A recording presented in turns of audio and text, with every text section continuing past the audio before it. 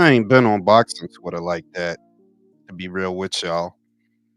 It's too many boxing accounts that don't know anything about boxing.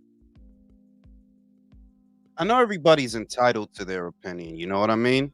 That's why the best way to deal with those opinions, no matter how nonsensical and stupid as they are, is to just ignore them. Because I'm about to go on an unfollowing spree on Twitter because it's like, yo, it's just too much childish, dumb clickbait from a lot of hacks that it's like, what are you even talking about, bro? What are you talking about? That whole culture of sucking up the fighters in the postmodern era, it's nauseating. What it do so, I can't do it. Like I used to be on boxing Twitter a lot more, but it's just like now it's inundated with a lot of just like, bro, you not even saying what you saying because you believe it. You just trying to get traffic. And that's like, what are you even doing, bro? Things have been a little bit slow. I would say the last week or so, or let's say the last 2 weeks, maybe three. But things are going to pick up this month because, this weekend, obviously, we have Canelo versus Berlanga. After that, we have Munguia versus Bazinian. We're going to have Mayer versus Ryan. We're going to have Joshua versus Dubois. So things are going to pick up this month. That if they've been feeling slow, like not a lot is happening, it's mostly because while there are good fights on the schedule, we're waiting for them. We're just still waiting for them. Some fights more exciting than others, obviously. I saw I've been talking a lot about Turkey lowering the price point of the pay-per-views so that they could be more affordable to that many more people. And I still see people in the American market complaining. Like, it's like you can't really make it up. Like, you can't. That, for starters, Turkey's not the one that inundated the market with pay-per-views. Turkey literally just came into it late last year. People tend to forget that. It feels like he's been here a lot longer because he's done a lot in a small amount of time. But in reality, Turkey's been making fights for less than a year. He ain't been making fights in boxing that long. His contribution, at least for me, is appreciated because, well, like I've been saying, there are fights that we would have never got if not for Turkey. But I see people complaining that, oh, Joshua versus Dubois is a pay-per-view, or even that the Stevenson undercard, which I agree, maybe that shouldn't be a pay-per-view, but it's $20. One is $15 and one is $20. That's not a lot of money, bro. What it do, Zerg? What it do, Epatokwa? What it do, Ralphie? That the Americans always find something to complain about when, Brody, if you was going to complain about pay-per-views, you should have been complaining for the last 5 years that the PBC was flooding the market with pay-per-views. And them pay-per-views wasn't for $20 or $15, but a lot of y'all wasn't complaining. I've been saying it that I feel like what Turkey is finding out is in America, you dealing with a lot of people that'll cut off their nose despite their face, that you really can't do nothing for them, which is why I feel the American boxing scene is more trouble than it's worth. You better off working with other fighters than the ones you find here, because a lot of the fighters that are here, they don't really want to fight anyway. That Brian Norman thing, which I've talked all about for at least a week, that's a perfect example that, like, bro, it's not about money. Money is not what holds these guys back a lot of the time. A lot of the time, it don't really be the politics, even though sometimes it is, but a lot of times it isn't. Spence versus Crawford did not get held up for 5 years because of politics. It wasn't because, oh, he's with PBC and he's with Top Rank, because if that's the case, then we never would have got Wilder versus Fury 2 and 3. It's just a lot of narratives, a lot of excuses, and a lot of people that are willing to promote that in the American boxing scene, which is why this is the one that's shrinking. That I firmly believe there's actually something wrong with a lot of these people. I think a lot of y'all don't know what y'all want. Y'all don't know if y'all want the best to fight the best. Y'all don't know if y'all want the pay-per-views to be cheaper. Y'all don't know. Y'all just complain to complain. Whereas what I see, because I'm smarter than a lot of y'all and I'm better than a lot of y'all, Turkey is literally giving y'all the things that y'all was asking for. The pay-per-view is cheaper. Anybody that's complaining about $15 or $20, bro, you got bigger problems than boxing. You don't even need to worry about boxing. If you ain't got $15, bro, get your life together. That's crazy. I see people complaining. I'm not saying, oh, it's great. And no, I'm just saying it's $15, bro. I spend way more than that on Chinese food, bro. I spend way more than that on pizza. If you ain't got that, yeah, you need to worry about something other than boxing, bro. You know? Jonah, what it do? And I held off on doing lives. I held off on doing a live last week because there's not really a lot going on that we haven't touched on already. There's not a lot. Things are going to start to pick up this month, and I'll do more lives this month moving forward. But that's why y'all notice if I didn't do like a live or 2 lives last week, it's because it wasn't really a lot going on that we didn't already talk about, you know? But now that this Canelo Berlanga's coming up, Munguia Bazinian is coming up, Mayor Ryan is coming up, Joshua Dubois is coming up, you're going to see an uptick in the schedule from mid to late September moving forward, because it's going to be a lot of fights, some bigger than others, but it's going to be a lot of fights. And yeah, some of them are pay-per-views, but they're $20 pay-per-views. What I notice about the American boxing scene, shout out to Isan, my dog Ioka Puma. Oh yeah. Definitely. I got to talk about that, which it's a fantastic fight. I touched on it before that Ioka's the kind of fighter, and we've seen this, like we've literally seen this with the Nietes rematch, with the Palikte rematch. He's the kind with the Franco rematch. Kazuto is no stranger to rematches. He's had about 3 that I can remember, and he is the kind of fighter that can change and adjust. The indictment for Ioka has always been that there are moments in the round where it feels like he's too reactionary. You're letting the other guy set the pace to get off a counter, and he gets off great counters, by the way. He's a great counter puncher, one of the best in the sport for me. But sometimes he's second best because of that. We saw that to a lesser extent with Danny Garcia. For a long time, people wondered, why is Danny Garcia always a step behind the person that he's fighting? And it's because he's waiting to get off a counter. And when you're waiting, you leave the door open to be second best. So Ioka, who I think is levels above a Danny Garcia, that to me, that's not even a question. He's levels above that fighter. But that's one of the indictments that counter punchers have, that if you hang back waiting for a counter too long and you're just absorbing punches, or, you know, there's too many quiet moments in a round because you don't feel it's safe to let a shot go yet, you run the risk of losing a round, you run the risk of losing the fight. Kazuto is not too old to come back from this. He's not too old. I don't think he's too old to avenge the loss. But the thing is that his contemporaries are almost out the door. Remember that Ioka's not from this generation. He's from the Chocolatito, the Gallo. He's from that generation, the Quadras. So even though it would be cool to see him become a unified champion, because he's been a unified champion before, for those that don't know, while it would be cool to see him do that, my heart was set on Ioka versus a Gallo, Ioka versus a Chocolatito. I wanted to see him finally mix it up with those fighters. And yeah, he could win, but we're not going to get that. We're not going to get Ioka versus Chocolatito. So, you know. Shout out. The issue with that is Ioka's older now. A few years ago, I'd be confident in him winning. Only issue is his legs. He stood in front. Yeah, that's another thing. That if you in your mid-30s as a heavyweight, you not old. You not old. That's not old for heavyweight. But if you in your mid-30s as a super flyweight, yeah, you kind of old. You know, you are. And Ioka's not a young, fresh fighter in the sense that, this dude has been a champion at 4 weights. He's a 4-weight champion. So He got some squabbles. He got some rounds, and I'm pretty sure he has some wear and tear. I'm pretty sure.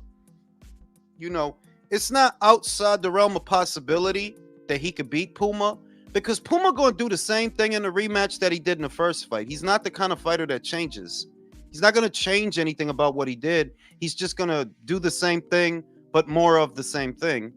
Ioka, he's the adaptable one. That's why it's possible that he wins, but it's still a bit of a letdown because his career was parallel to Chocolatito. His career was parallel to Sorvin Visai, to Quadras, to Gallo. And even if he wins the title now, it ain't like he gonna fight them. Their time is almost over, you know? The reason it's not old for a heavyweight is because the bigger fighters, right? Because they're so big, they're less reliant on speed and reflexes. Most of the guys up there are slow. The young ones, the old ones, because of their size. Most heavyweights, in a general sense, yeah, they're slow. So they're not as reliant on having a lot of speed or throwing a lot of combinations. You compare the work rate of a heavyweight versus the work rate of a smaller fighter, and you see why age plays a factor more for a super flyweight than a heavyweight. Heavyweights don't throw that many punches to begin with, you know? They don't throw that many. That's why for a heavyweight, 30-something is really not old. You could have a heavyweight in it like who's 34, and they could still be improving and getting better. You could have a heavyweight that might start to peak in their mid-30s. But for a super fly, that's kind of old because them little dudes, they rely on speed a lot. They rely on speed a lot. They rely on work rate a lot, you know? That's really what the difference is. Heavyweights don't throw that many, even the busiest heavyweights don't throw that many punches to begin with. Them little dudes, they're like machine guns. They gotta have the cardio, the sharpness, the speed to throw a lot of punches and to throw them fast in succession. That's why age hits them differently. Those two guys, those two divisions, you know? So think about it. Even the most active heavyweight, even the most prolific heavyweight, well, he don't throw more punches than a super flyweight. Super flyweight fight till they burger, you know? But yeah, man. A lot of what's going on, you know, we touched on it, man. That apparently, I touched on it on a couple of episodes of the relay, that Gervonta is kind of left out there without an opponent because Robert Garcia said, nah, Rayo not going to fight him later on this year. So that don't leave him with a lot of options, you know? That don't leave him with a lot to choose from. Is it possible that he would fight Isaac Cruz again? And if he did, who's going to buy that? You know, I heard a rumor that he might fight Lamont Roach. I heard that earlier last week. But who going to buy that? Who going to buy that? And that's not going to be a $15 pay-per-view. That's not going to be a $20 pay-per-view. That's going to be an $80 pay-per-view with a weak-ass undercard. You know? So, I don't really know who he's going to fight. I don't really care who he's going to fight. If he fight Lamont, that's a pay-per-view I will not buy. I'm fairly confident I will not buy it. You know, there's nothing exciting about what he's doing in boxing, you know? There just isn't. At this point, I don't even think he's ever going to fight Shakur or Devin or Teofimo. I don't think I really think he's not going to fight none of those people, which is what I always thought. Like, bro, this dude don't fight nobody. He don't fight nobody. So that's not going to change because the Americans let him. The American media lets him. A fighter like him in the 90s, bro, they would have roasted your ass because you don't fight shit. Y'all do some reverse psychology and try to big up the people he fight after he fight them. So you could pretend that he fought somebody that was nice. That's the reverse psychology shit they was doing with Isaac Cruz. The whole time, what was I telling y'all? Bro, that dude is well basic. I picked Rayo to beat him. I'm not a huge Rayo fan, but I knew, yeah, Rayo better than him. He'll beat him. You know? So it's more of the same in the American boxing scene, which is why Americans are not feeling very excited about boxing right now, because a lot of the fights on the calendar, the good ones that I think they're good ones, well, they don't involve Americans. Beterbiev versus Bivol. Nah, that's two Russians. Joshua versus Dubois. Nah, that's two Brits. Wardley versus Clark. No, that's two Brits. Yeah, I mean, I would say fight Tio Josue, but he's not going to do that. Es el punto. There's plenty of fights to make that are good fights. They always have been for him, because he was always in divisions where there were a lot of people. When he was at 130, it wasn't just him and Lomachenko. There was Alberto Machado, there was Andrew Cancio, there was Miguel Burchelt. It wasn't just them two. You know? He was always in divisions that had a lot of people, always. But he never fought them. He never fought them. And he still don't. Like, bro, you at what, 135? So in the time you've been at 135, Loma was there. And you don't get a pass from me. Like, I'm not giving you a pass for waiting until the man is thinking about retiring. Oh, now you want to fight him? No, you should have been fought him. You should have fought him at 130. You could have been fought him at 135. You literally waited until he started talking about retire. Oh, now you want to? Nah. Come on, B. Come on. It don't make sense. And then it's like the media is the reason. I blame the media personally. I blame the media because there was a time when they never would have let you get away with that. They wouldn't have let you get away. Like, what are you doing? Are you waiting for him to get older? What are you doing? You know, you in a deep division. There's a lot of people in your division. Your divisions. It's a lot of people. If you've been campaigning anywhere in between 130 and 140, which he has, bro, it's buckets of people you could have fought. Buckets. You fighting these, you know, so now he's left without a high-profile dance partner. Not that he was going to choose one anyway. But I myself kind of thought because Rayo won the fight, he might fight Rayo, you know? Now, at what weight? I don't know, you know, but I figured, yeah, he'll probably fight Rayo. But now that Robert Garcia said, no, we not fighting Gervonta, we taking the rest of the year off, that don't leave Gervonta with a lot to choose from, you know? I heard a rumor he might fight Lamont Roach. Well, I'm sorry, I don't got nothing against Lamont, but that's not a big fight. And that's not a good fight. Why are you looking at another dude from 130? Wasn't Hector Luis Garcia from 130? Why are you looking at another dude from 130? Tio ain't even doing nothing right now, which is the crazy thing. Tio is not doing nothing right now. You versus him at 140 for his WBO. And what kills me about that is people act like him going to 140.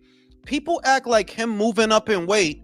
No catch weight, no rehydration clause. Tio used to fight at 135, the same as you. You should be able to fight that dude without no craziness. We should be able to get a fight like that, but we won't because that dude is a coward, bro. Like, I can't stress that enough. Oh, is that Tim? I'm about to shoot you the joint if you hit Tim. Yeah, I know, bro. Like, I ain't gonna say Lamont is a bum because I don't think Lamont is a bum. But you know, Tim, that's not a fight that boxing needs. If he end up fighting Lamont Roach, God bless Lamont, by the way, WBA super featherweight champion. I saw his last fight on Pro Box. He looked great. But for somebody like Gervonta, bro, we don't need to see you fighting Lamont Roach, bro. And I don't want to hear about, the Canelo stuff, because Canelo gave us plenty of fights that we did want. So a lot of people do that. They'll say, oh, well, you don't say. No, dog. Canelo gave us not 1, 3 Golovkin fights. He fought high-risk, low-reward opponents in Lara and Trout when Lara and Trout was in their prime. You know what I mean? He unified a division that nobody was trying to unify. I've been watching super middleweight forever. And there have been 4 champions in that joint up until he got there. Arthur Abraham had the BO, then he lost it to Zerto. Then Zerto gave it up and Billy picked it up. You know what I mean? James DeGale had the IBF, then he gave it up. Then Usyk picked it up. Then Caleb took it from Usyk. George Groves had the BA, then he lost it to Callum. Then Callum lost it to, you know what I mean? Like, that division just was like that for years. Nobody want to fight nobody, you know? So something got, you know, so I give Canelo grace. I give Canelo grace because after a while, fighters deserve it. I give Inoue grace. Why I give Inoue grace? Bro, this dude unified a whole division in 2 fights. If he want to fight TJ, I'm cool. I ain't even mad at that because y'all was happy to stay away from each other. Remember, motherfucking MJ had them 2 belts for a minute. He had them 2 belts for a minute. Was you trying to fight Stephen Fulton? And the same applies to Stephen. Stephen won the BO from Angelo, then he won a BC from Brandon. And then y'all was just sitting on them belts, just staring at each other. Just staring at each other. Took Inoue to come in here. I want these and I want these. You know what I mean? So when Inoue want to chill, when he want to chill and be like, yo, I'm going to fight TJ. I'm not mad at him at all, bro. I love Inoue. He make me proud to be Japanese. When he fight, I'm Japanese, bro. Domo arigato, Mr. Roboto. I am Japanese when Inoue fights. I love that little dude. Oh, that was a bad link. I got y'all right now. Now, I will admit that the fight was anticlimactic because I'm not gonna, like, I seen people overanalyzing that fight. Like, oh, Inoue look intent. Like, nah, he learned from his mistake. If you got knocked down in the first round of your last fight, why would you try to repeat the same mistake in the next fight? Nah, he learned, like, I'm a chill. I'm going to measure him with my jab. I ain't just going to rush in. I'm going to measure him. I'm going to touch him to the body because he kept touching him to the body in the whole fight. And I'm going to break him down because I know I could knock him out, but I ain't just got to rush in here acting crazy. I love some Inoue, dog. I ain't going to front, though. Junto is a bad dude, man. I fuck with Junto. I like that dude. That's going to be a mega fight when they do end up fighting. Bro, that's going to be like Optimus Prime versus Godzilla, bro. That's going to be crazy, bro. And Tim, can I say this? Tim, I don't know if you still there, but I don't want Inoue and Junto to come here. I don't want them to come here, bro. I love waking up in the morning and there's some Japanese boxing on. I love that. That shit is so cool and convenient that, well, because I got to get up because of my kids. Remember, I got to put them on a bus. So I'm already up. And if it's some boxing on and it's some good boxing on, bro, like, nah, I love it. I don't want them to come here, bro. I don't think they need to come here personally. I don't think that. What up, dude? What up, country? What's up, fellas? They good over there, bro. You know, I'm from Okinawa. I love sushi. No, I'm just playing. I ain't from over there. I don't love sushi neither. But I love Japanese boxing, bro. And I want them dudes. Nah, y'all built something beautiful over there.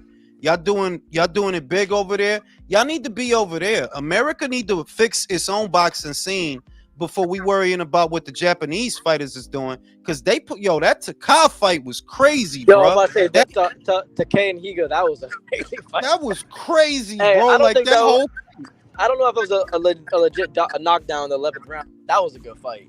I mean, to me, it looked like he tripped. I'm gonna be real. Yeah, to me, it looked like he tripped, but that was see, some shit like that, man. That's the kind of fight where you're like, yo, boxing is just beautiful, man. No, and Andy Hirioka, you know, I'm like he beat the shit out the Mummy, bro. He beat the shit out the Mummy. Yeah, that's a tough fight for Ryo, by the way. Ryo ain't listen. Yo, he not ain't going front. Nah, because I thought about it, Eson. I thought about it. The fact that he not taking a Davis fight, right?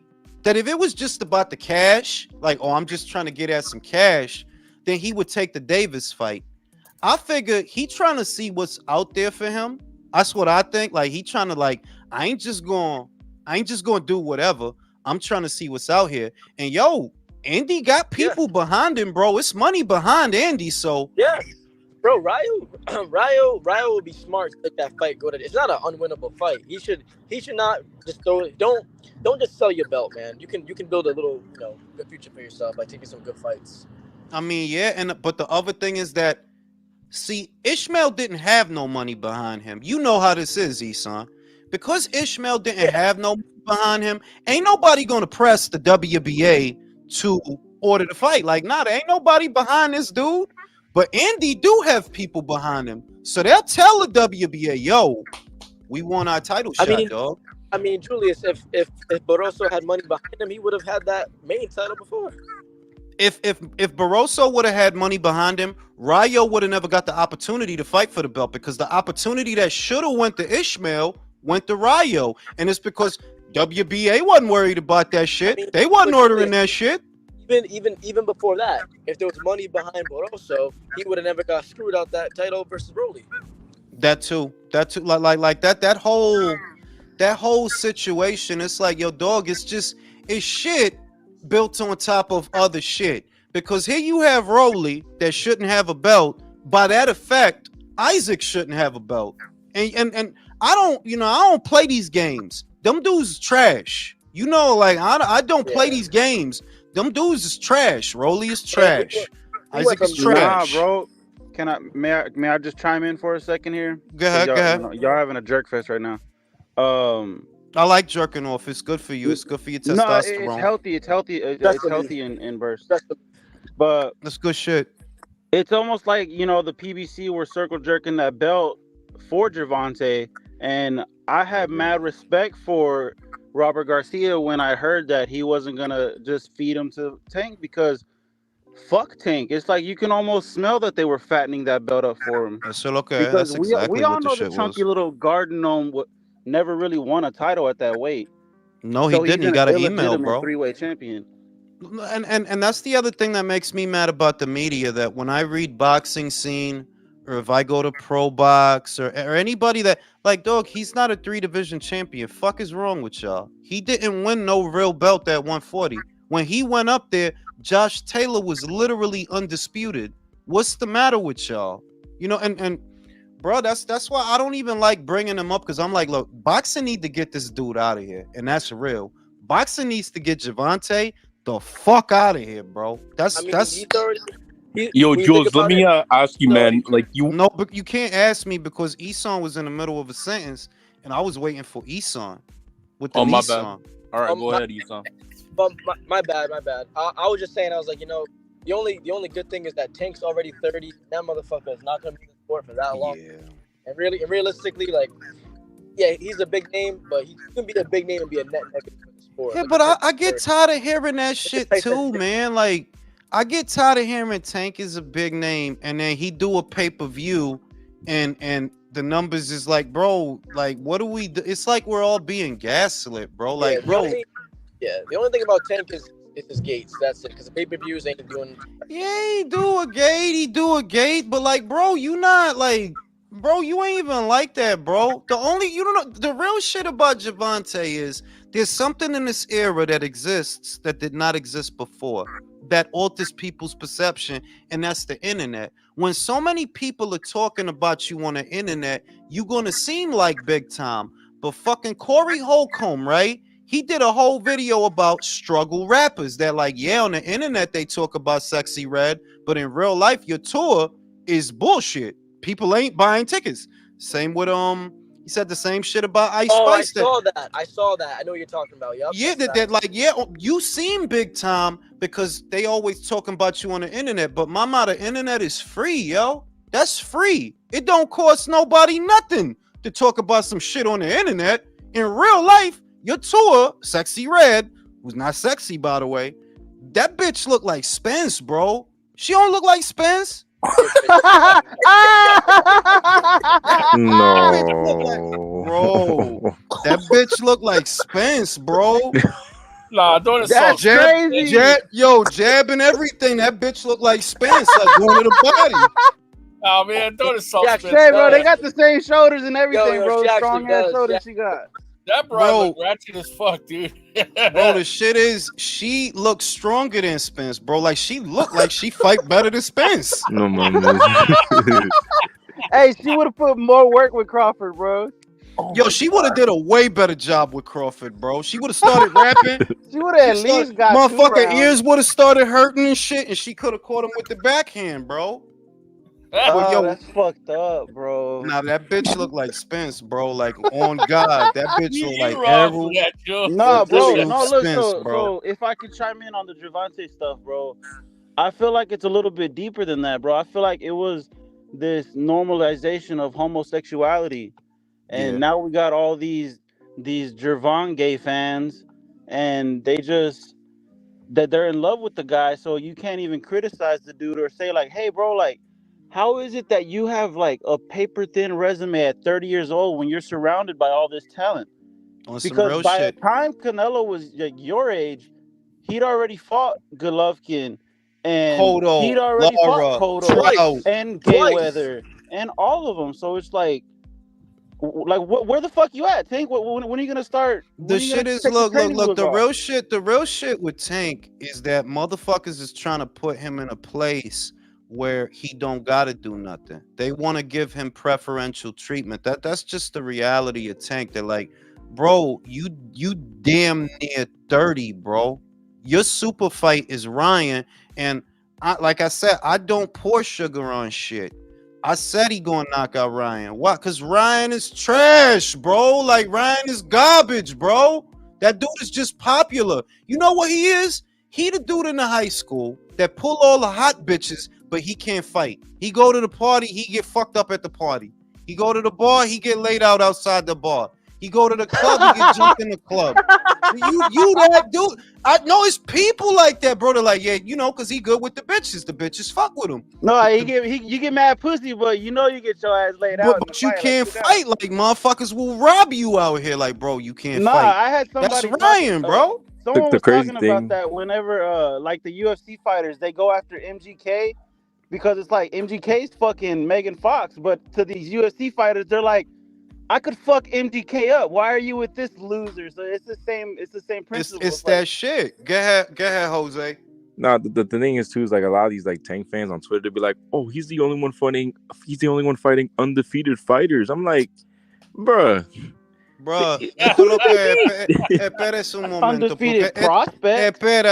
Porque mira, Canelo's whole undisputed run was against who? Undefeated fighters, and not just undefeated fighters. Undefeated champions, bro.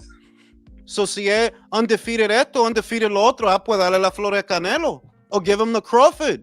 Give him the Crawford. Pascal was undefeated. Ndongo was undefeated. Horn was undefeated. Spence was undefeated. Madrimov was undefeated. This is the crazy ass shit that I'm talking about. They're like, well, if you love Gervonta because he fight undefeated bums, what about these two guys that fight undefeated champions? It's always this narrative that they're trying to spin, bro. Like I'll never forget like when it was announced that like Tank was gonna fight Rolly back like a couple years ago. Dante's Boxing Nation was like, "Oh, he's fighting undefeated fighter. Yo, it's gonna be fireworks." But if Canelo were to fight Plant, oh, he find another white bum or some shit like some stupid stuff like that. Yeah, like I can't even get it because it's like, yo, it's so toxic, bro. It's like, bro, like you just, you know, I don't hate nobody. I love my black folks. I love my Mexicans. I love my Japanese. I love all my people. I hate everybody. I'm the opposite. Well, no, as long as you hate everybody, you know, you gotta hate everybody if you're gonna hate. But it's like I can't listen to because it's like, bro, what's your channel? The I Hate Caucasians channel, bro. That's pretty much. I can't like I'm not gonna listen to your Like, I'm not gonna listen to you be mad at your boss because that's what it is. And that's the other shit. Motherfucker gotta start calling shit what it is, bro. A lot of y'all motherfuckers is just mad at your white boss. For real. Your boss at work is a white guy, and you get online and you be mad at him. So you got the I hate Caucasian boxing channel. I don't hate nobody. I love my black folks. I love my white folks. I love all the folks. All right. Nah, bro. Here's the thing, bro. Look, Gervonta moved up from 130 in 2019, bro. It's been 5 years, bro. And this homo still hasn't fought a champion from 135. Now think, bro, en esos 5 años, Teofimo estaba ahí, Devin estaba ahí, Lomachenko estaba ahí, todavía está ahí, pero, like, I don't want to get into the whole long explanation, pero eso diciendo que en esos 5 años, manín, you had plenty of opportunity to become undisputed. You could have fought George, bro. You telling me you couldn't beat George? You The could have easiest fought one. George. You didn't even, and bro, this dude didn't even fight George. The easiest one. Like, the you could have easy- beaten him. That It shit just- is crazy. It's crazy because, like, Loma was there. He had the belts. Teal was there. George, Haney, all them guys. You literally, like, you were the WBA. Technically, you're the WBA mandatory. You could have activated that shit, like, a long time ago if you were really about it. But you're not. If you think about his lightweight resume, what you fought Hector Luis Garcia from super featherweight, Journeyman Gamboa, Retard Romero, Nobody Isaac, right? This is the lightweight. Francisco Martin, the 30-year-old prospect. That motherfucker is 30, bro. He like a super senior with a beard walking down a high school hall. Like, bro, your old ass. That dude looked like an Ethiopian at the weigh-in, bro. Bro, that dude, he got droopy Nah, he ass looked way eyes. green. That dude always looks sad because you don't see that dude eyes. I'm Frank Martin. I'm Frank. Like, he just be looking sad all the time, bro. His He really face looked like a ghost. his voice put his face to sleep. Yeah, but Jules, like Gervonta Tank Davis has always he always wants assurances. You understand? He's never about testing his mettle. He's all about I want assurances in the context of coming out unscathed. You know, which shows self-doubt. He doubted himself with even Curious George. Like, who, so it shows his mental propensity as a fighter, right? I don't know. You can weigh in on that. I that's what I see. Boxing is not a sport to PBC fighters. That's the problem.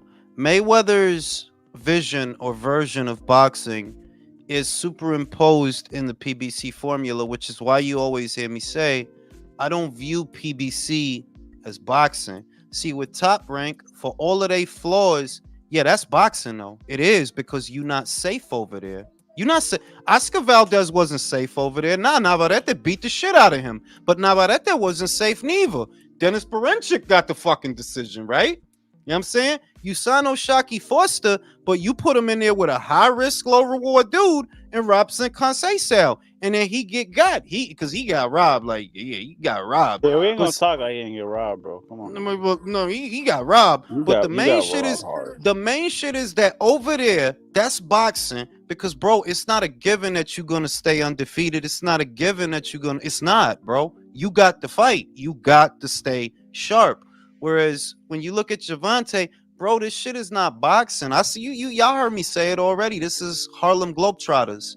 This might as well be staged. Well, yeah, because that's what they built their whole shtick off of was, oh, Wilder's undefeated champion, Spence undefeated champion, Tank undefeated champion, Charlo's undefeated champion. It's like they all either got their ass whooped, stripped, or just the only one they got left is Gervonta, bro. So it's like, de verdad, y Benavidez, pero he's another one that he's caught between a rock and a hard place. He got one foot out the door too, though. What, you think he's gonna retire? No, I think he's gonna leave PBC soon, bro. I honestly think he is. If he does, see, the smartest thing for him, it's like the people that they have are morons. See, look, if you at light heavyweight, right? If you're a young fighter and you're at light heavyweight and you trying to make your bones up there, for starters, sometimes you gotta just tell the truth. Sometimes you gotta come clean. Yo, I'm not ready for the winner of Beterbiev versus Bivol. I'm not ready. I only been here one fight. I want more time to acclimate. This is where, the universe and the cosmos, the truth will make you stronger. If you come clean and you say, yo, I'm not ready for the winner of that fight, then you're going to have the time to get strong. You need to fight Joshua Buatsi. You need to fight Anthony Yard. You need to fight some of them Brits that are light heavyweights so you could get ready for the big dogs. Because the way it is now, go ahead and fight. Go ahead and fight the winner of that fight right away. The problem is Benavidez is a slave to the narrative, bro. The problem, no, the real Without problem that is narrative, real he's talk. irrelevant. The real problem with him is that he's not what they say he is, and that's the real problem. That's the real No, problem is real that shit. those fighters is not, they not like that. None of them like, yeah, Gervonta ain't like that, bro. As boring as Shakur is, easy UD, Shakur Stevenson. Easy. I put $500 on that little motherfucker. Easy UD. That's an easy pick. Yeah, like I don't like Shakur for shit, but I maintain that like as boring as he is, he will embarrass You school will embarrass that dude, bro. Like bro, none of them dudes. it'd be bad. Esos Tank? tipos que están allá, they not like that. None of them dudes. Shakur versus Tank. Nobody over there. Bro, The best niggas will stop PBC watching fighter boxing is, over that. yeah, like the best PBC fighter is a journeyman at Top Rank. Like yeah, a lot of them dudes that they're like, yeah, he's PBC superstar. You will be a journeyman at Top Rank, man. You'll be the dude that get beat on. So to bring along the prospects, bro. Yeah, one of the main problems that David Benavidez has with his career, in my opinion, is you are in the PBC, you are a PBC fighter. Dude, you have a good style, you have a fan-friendly style, and you are in the PBC. That's not place for you, because you are fighting. Your schedule of fights is so poor that at this point you should have a fan base. Yes. And you don't really have a fan base that translates into money. You have a fan base in the virtual world. No, en el internet where everything is fucking free. Porque But si en el then internet, it's not a si tú fan dices, base. si tú dices it's algo de ese Canelo's fucking haters. pendejo, si tú dices algo de ese fucking ñañito, ¿verdad? On Twitter, oh no, ellos te atacan. They'll attack you, bro. They'll be crawling out the sewers. They'll be falling out the sky to attack you. But where the fuck do you motherfuckers be at when it's time to buy the pay-per-view? Where, bro? I know where. Stream East, motherfucker. Nah, That's yeah, where when it be a Benavidez supporter on Facebook, I'll be like, hey, homie, if you're gonna talk to me, show me your receipts for Benavidez's 2 pay-per-views, and then you could talk to me, bro. Yo, look, shout out to old white joints that's sexy. Vera Farmiga, that's a sexy old white joint. You know, the one from Conjuring. You know what I'm talking about. That's a sexy old white joint. Shout out to sexy old white. Hey, bro, you joints, got a bro. chance to watch the new Beetlejuice movie? Nah, I didn't. Can I say this? I grew up when Beetlejuice came out, right? I was never big on Beetlejuice. It wasn't funny to me. I didn't see what was so cool about it. I always interpreted Beetlejuice as being people sucking Tim Burton's dick, because a lot of people were sucking. They were because remember Tim Burton, he was very popular at that time for Edward Scissorhands, for He was definitely Batman. around that You know, time. the first 2 Batman movies, the one in 19. When did Batman come out? Country 1988, right? Tim Burton's Batman was that 1988? I believe it A lot of people was. They were just sucking his dick a lot at the time, and his Halloween themed everything, because he just has this obsession with fucking Halloween.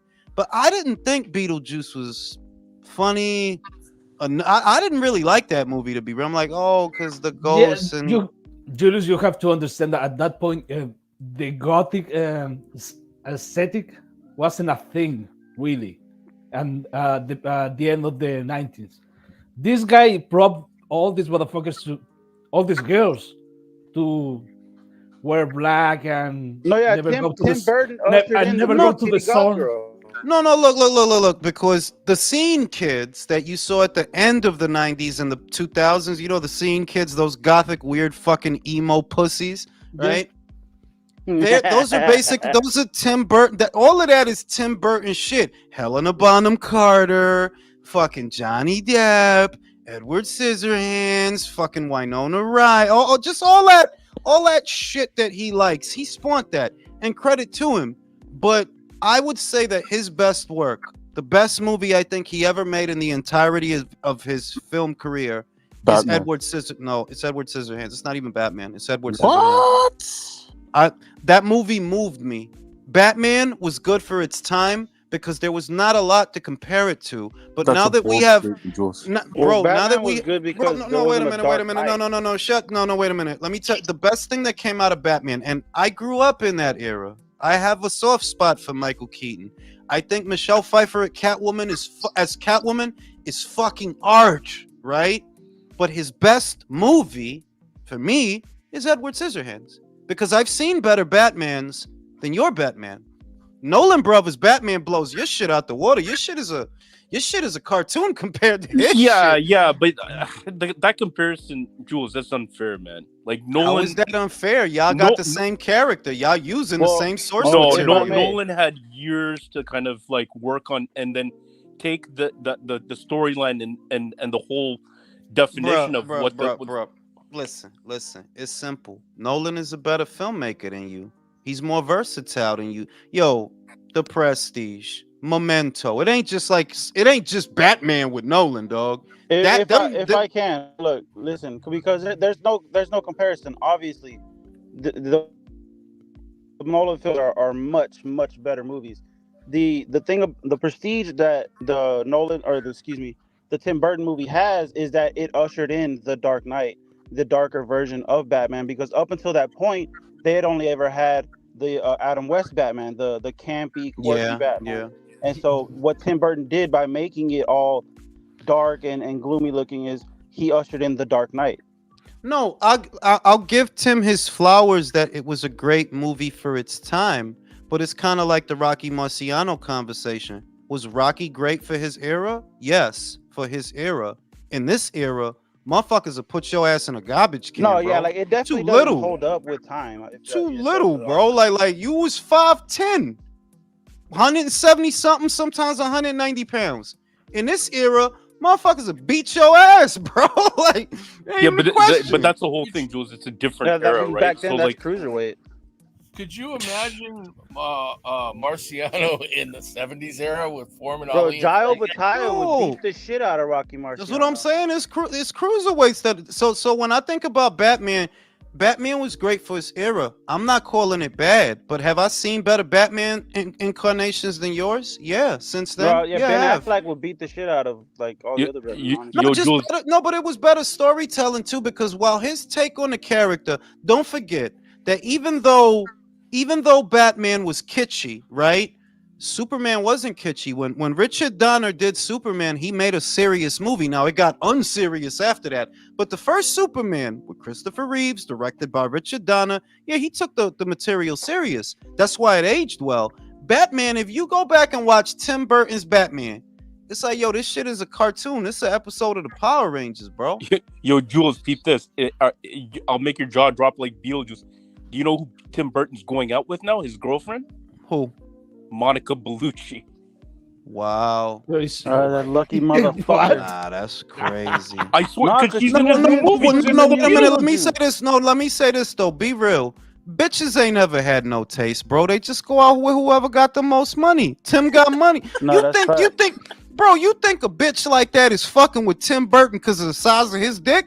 Size of his wallet, he rolling in Beetlejuice money right now. You know what I'm saying? Like, he got that Beetle money. Like, would you look at that? Ask yourself, look at that bitch and look at him. If he wasn't a multi-million-dollar director, she's gonna fuck him? Nah, come on, B. Nobody dumb out here. She's the main antagonist. That's where I was getting at with that, bro. She's still fine as fuck, bro. That's the only thing I think about through that movie. You know how it is. This motherfucker is not only racist. He's a guy from the media and probably is whispering all kinds of stupid shit about art, and I get the idea, because if you're talking about guys with money, Monica Bellucci can pull up anyone with money. Listen, and better looking. Leo, think about it like this. What's the football dude's dating Taylor Swift? What's that dude name? Travis Kelce. Travis Kelce. Listen, Travis is trying to advance his career because you ain't fucking this hot bone flat butt bitch because of how fat her ass is. You trying to advance. I could tell, like, bro, come on. Travis could pull a better bitch than this, bro. Come on, B. Bro, I could just imagine when Taylor Swift rides, it sounds like a bag of bones on a cartoon. It's just, you know what I'm saying? Like, you can hear her. When she bend over, it's like knuckles cracking. No, it's total West Coast way. Like, fuck all that. It's like knuckles cracking, bro. Like, so I know, bro, he not fucking this old fucking ironing board bitch for no reason, the same way that Monica Bellucci is not fucking this weird gothic No, Fucking because you have to have a certain amount of weight down there, because the fucking pelvic bone starts digging in. This shit hurt. Oh, the motherfucking coccyx, a bitch coccyx will be pointing like Fuck yo, all that, bro. That shit be bitch, hurting, dog. you some motherfucking. You think Travis Kelce, like, bro? If the motherfucker wanted to fuck a joint, have you seen the bitches that he fucked with before that? Some fine bitches. So if you fucking with Taylor, it's to advance your career the same way Monica. Something going on, Monica. You short on money? Something going on. Like what, you ain't been in a movie in a while or something that you fucking with this old Alice Cooper looking motherfucker? That Sorcerer Apprentice money ain't coming in like it used to, bro. Motherfucker look like Alice Cooper. Shout out to Domo. Speaking of, you remember when Canelo had signed paperwork for Paul Williams? I remember before the accident. Kirkland too. Motherfucker bench exactly, bro. Like he was gonna fight P. Will when P. Will was P. Will. Shout out to Mario. Prom Julio Roberts married Lyle Lovett. Julie, oh yeah, she did. That's and what you think? You think Julia Roberts at that time, prom Julia Roberts with the red hair and the full lips and the infectious laugh and the long legs. You really think she wanna fuck a Lyle Lovett? That's a career move, bro. The same way Mariah Carey and Tommy Mottola. That's a fucking career move, bro. Fucking shot talking about. Okay, Let him be the weigh same in on dudes this. Let me working ask you, UPS. Angelina Jolie and Billy Bob Thornton. Billy was busting her ass. That's real. He was fucking the shit out of her, bro.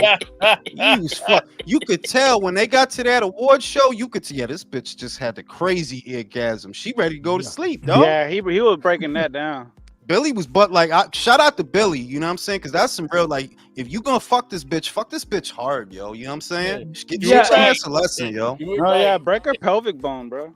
For real, give her STD, bro. Yeah, but Jesus Christ, Jesus, this is what. Yeah, but Angelina Jolie is Motherfuckers take a weird on case. It's a weird case because that girl has been through some shit. He has some problems. It does help that she's a weird ass bitch. That's true. That's true. But, you know, but if she's a weird ass bitch, then what's Catherine Zeta-Jones' excuse? Because she married, what was his name? Michael Douglas. Oh, Jesus. Dude, once that was again, for money, Jason. bro, Come on, man. Once again, this is what I'm saying. All y'all motherfuckers got all y'all life experience. Y'all know how these hoes is, right? So you look at the dude, yo, if this dude ain't have all that bread, she's fucking him? Nah. This is a career move, B. It's a career move. That's all. Bitches ain't got no taste. They just want your money. Yeah, bro. Like you get to a certain age, you can just look at a broad or a couple and just be like, yeah, she with him because he either got a big dick or a lot of money. It ain't no other two ways, bro. Man, Michael Douglas was like 80 when she got with that motherfucker. Remember when she got with that motherfucker? Zorro had came out. She was in Zorro. Everybody thought she was Spanish. They didn't even know this bitch is not Spanish at all, bro. This bitch is from the UK. And you know, she was prime, like, yeah, everybody was hot for this bitch. And you fucking this old ass man? Really? You fucking this old come on, B. We know what that is. Come on, B. The most extreme example was that Nicole Smith fucking with that old ass man in a wheelchair. Bitch, you just ain't got no shame. Yeah, that motherfucker dick can't even move. What the fuck you gonna do? You gonna feed his applesauce to him in a sexy way? That motherfucking dick don't even work. He paraplegic. He in the Xavier chair. X-Men. You know what I'm saying? It's crazy. Yeah. Oh shit. But yeah, yo, like these bitches ain't got no like you don't be seeing some of the finest joints. And some examples are extreme, in other words. Some examples are extreme, but you can always tell when it's a career move because that doesn't even make sense. Bitch. That makes sense. But what the fuck was he talking about? I'm old. Travis Kelce and Taylor Swift. Look, And Batman. Taylor's a pretty girl. I ain't gonna say Taylor's not a pretty girl. But yo, she has the body of an earthworm. You could go outside right now. She built like them worms off. Go outside right now. Oh, that's Go outside, country. Go outside. You could go to the nearest tree and find a bitch that look like Taylor Swift right under that tree. Just shake. Bro, Move that ground. she literally So built you're like them saying if I worms off took of it Men to in the lake, Black. I could go. You want to see? You want to see a little Taylor Swift in there with a little microphone writing songs and shit. That bitch is built like an earthworm. So Jules, you're saying that if I took her to the park at the lake with me, I could go fishing and use her. You could put Taylor Swift on a hook and catch all the fucking carp, bro. Bruh. All the You catch a motherfucking big catfish. ass fish. Come with on, that. man. All the carp, all that damn. shit. You gonna fuck B. around and catch a river monster. He going crazy. I knew you was trouble when you walked in. All the fish gonna come, dog. Like all them shits. You know what I'm saying? Travis could pull a better bitch than that, but Taylor got crazy money, dog. Like that broad is huge, bro. Like she got crazy money. Yeah, she Her rolling in tour that was like, depression money, I don't know bro. how many billions of dollars. For real, yo. You know what I'm saying? Like she bigger than Beyonce at this point, bro. Sometimes you Honestly, gotta take yeah. one for the team. Travis, get your bread, bro. because Taylor Swift always get a new nigga when she trying to make a new album. So Yeah, she Mhm. gotta Just what- break up to be inspired. Like you gotta cheat on her. You Hell gotta yeah. pee on the toilet seat. Like you gotta write a new song. All right, I'm gonna leave some pee stains on the toilet seat so you have something to write about. And then my new hit single, "He Left the Toilet Seat Up." You know what I'm saying? Leave some shit stains on the on the toilet. You gotta leave hair on the bar of soap and shit. Right, like shave and don't wash out the sink. Like she'll have like a whole album. You know what Wash always out the tripped sink, me out yo. about that complaint with joints, man, is when they walk in, they see the toilet seat is up, and they still sit down and complain about it. It's like, well, wait a minute. You saw the toilet seat was up. Why the fuck you sit there for? You Bitches know? ain't observant, dog. Like they not observant is what it is. Cause it's like you should know.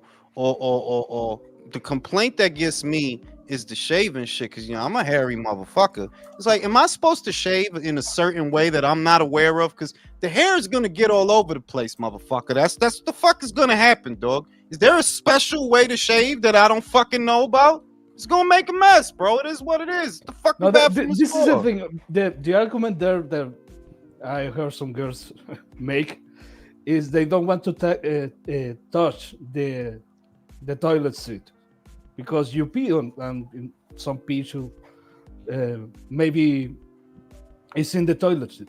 But these bitches, they be sucking your dick, I was gonna exorcist say style, I was gonna say that.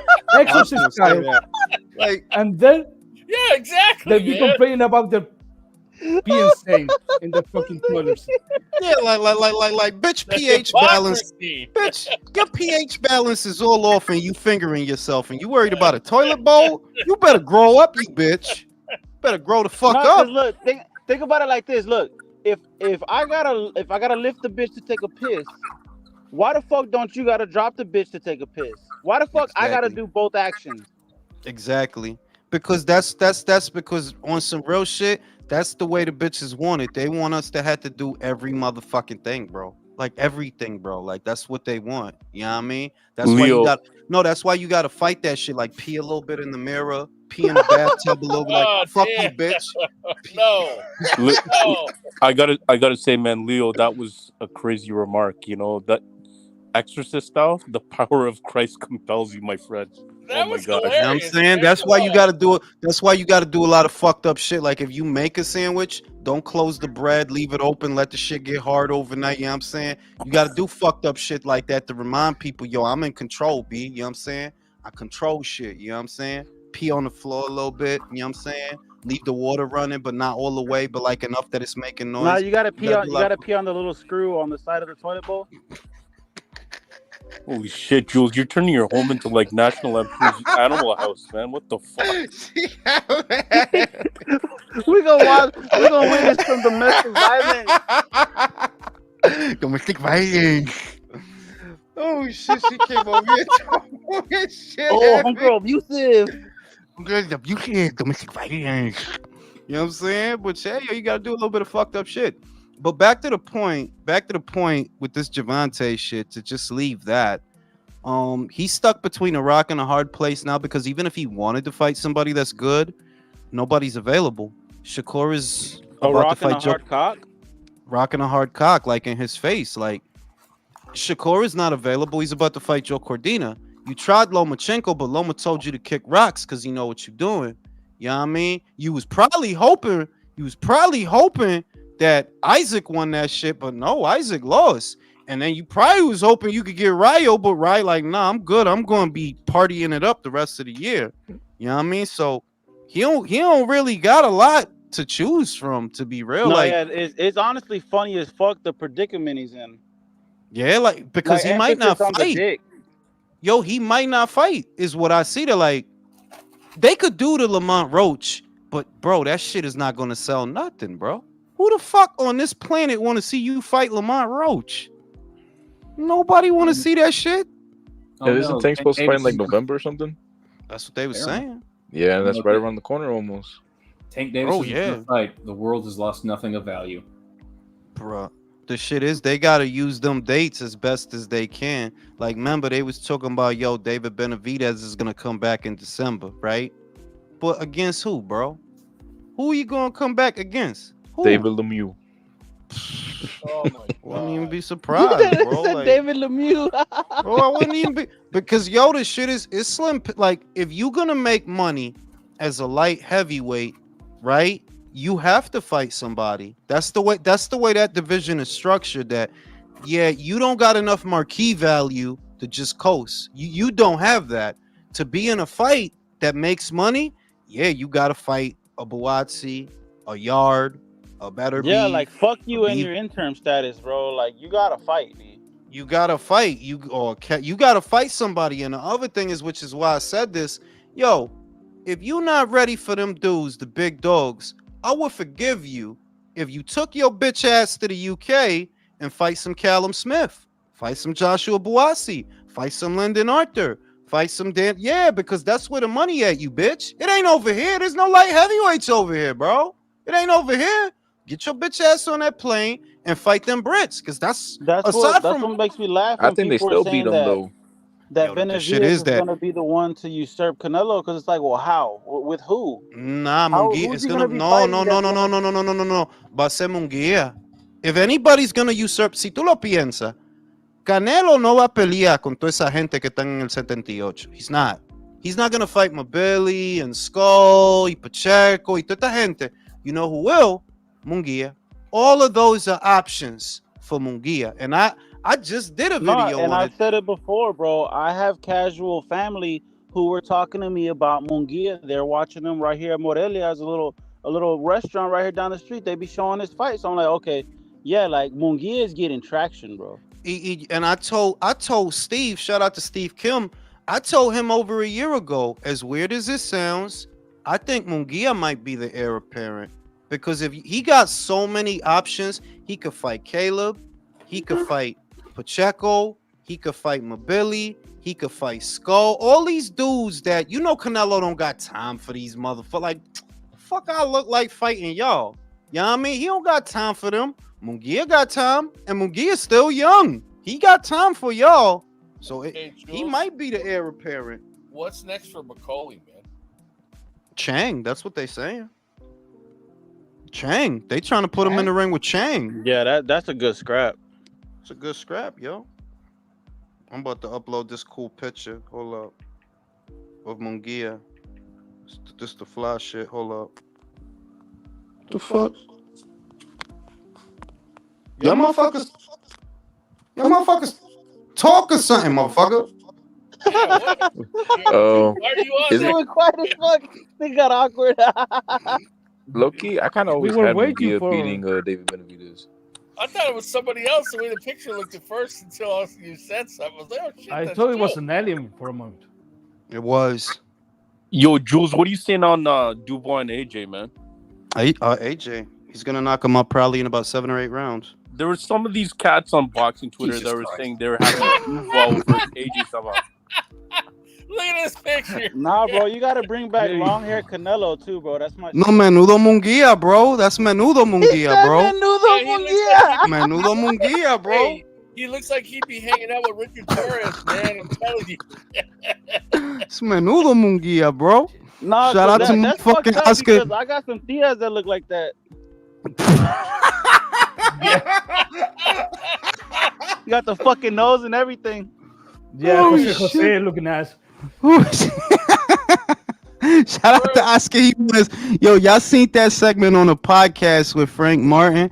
Tank said he don't want to be around the spotlight. He says something about disappearing soon. Well, he might have to, bro, because he might have to disappear just on the strength that you can't. There's no more money out here for you, bro. Not unless you about to do something real. Yeah, there's no more substitutes. There's no more money. You fought all the bums in the scrubs, most of them. You fought Isaac, you fought Rolly, you fought Frank. It ain't a whole lot of bums and scrubs left for you to fight, bro. It ain't. So, you know. That's Menudo Munguia, bro. I'm telling He you, looked like one of my grandma's old pictures. He looks like him and Richard Torres need to hang out together, man. Torres has the porn stash. He's got the other part of the hairdo and shit. Now, I'll be right back after these commercial messages. Y'all sing songs of glory. Bro, country, are you saying he looks like a Skeletor? No, not necessarily, but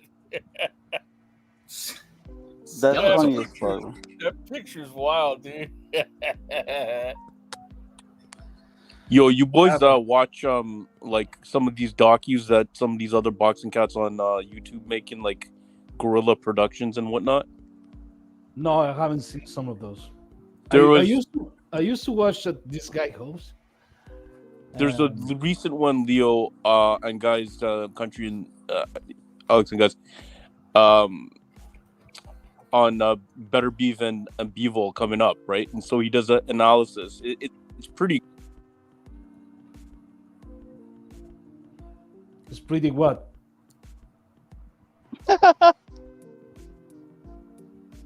Pretty fly, pretty stupid, pretty what? Like, Where'd you go? Whatever, you got cut off and missed it. It let us The hang. anticipation. Pretty what? now I'm curious. Like, come on, I need to know. What I is it need pretty to- like? He said, "No, I'm curious." You got me Yeah, I intrigued, got- motherfucker.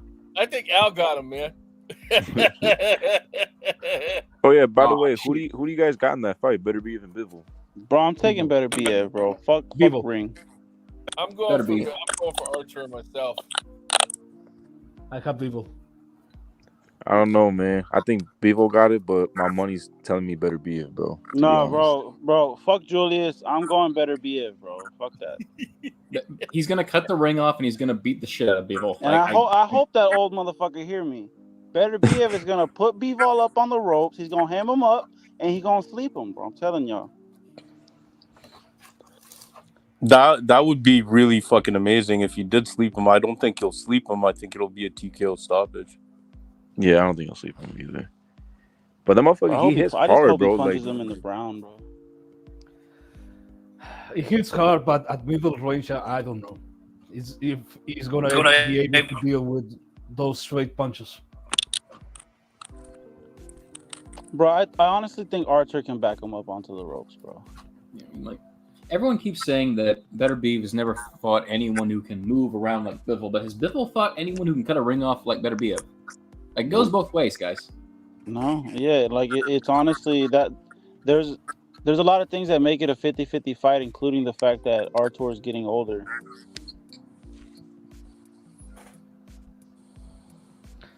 Yeah, I do remember the Boswick fight, and look, he got the stoppage, but he took a lot of punches, and I think Bivol is way better than Boswick.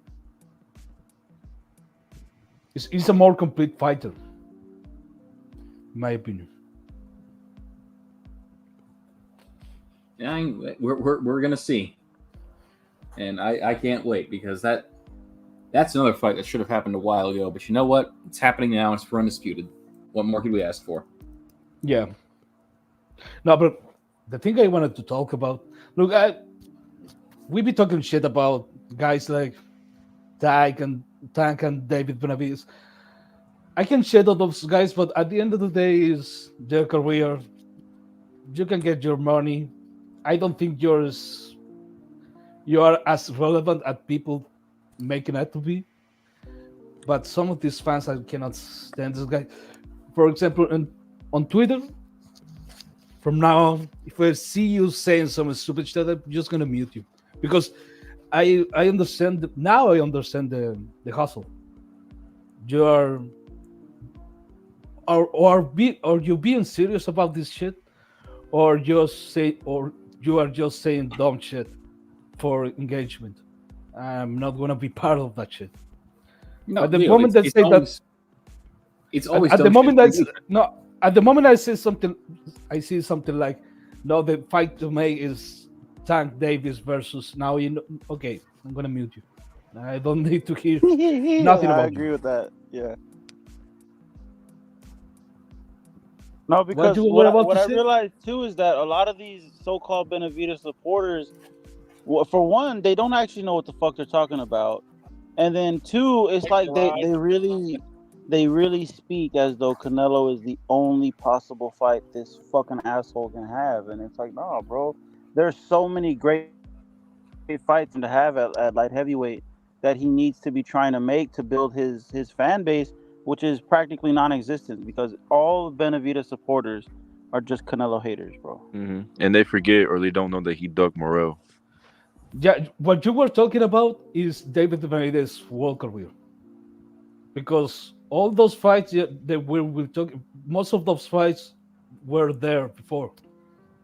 We are talking about all these guys that we are matchmaking him now. David Benavidez against McBeally versus David Morrell, Caleb Platt. All those fights should have happened a long time ago. So no, this is not a legacy fighter. It's No, not. Canelo. Benavidez should have done what Canelo did at 168. Fought all the same guys and beat them. Like, it's why I have a hard time finding any sympathy for him, even if it does look like Canelo is avoiding it now. Because it's starting to look that way. But Yeah. I'm kind of not caring anymore at all because, like, bro, you should have been at least a unified champion by the time Canelo got there. And instead, you lost the same belt twice, once on the scales, once to Coke. How am I supposed to give a shit about you?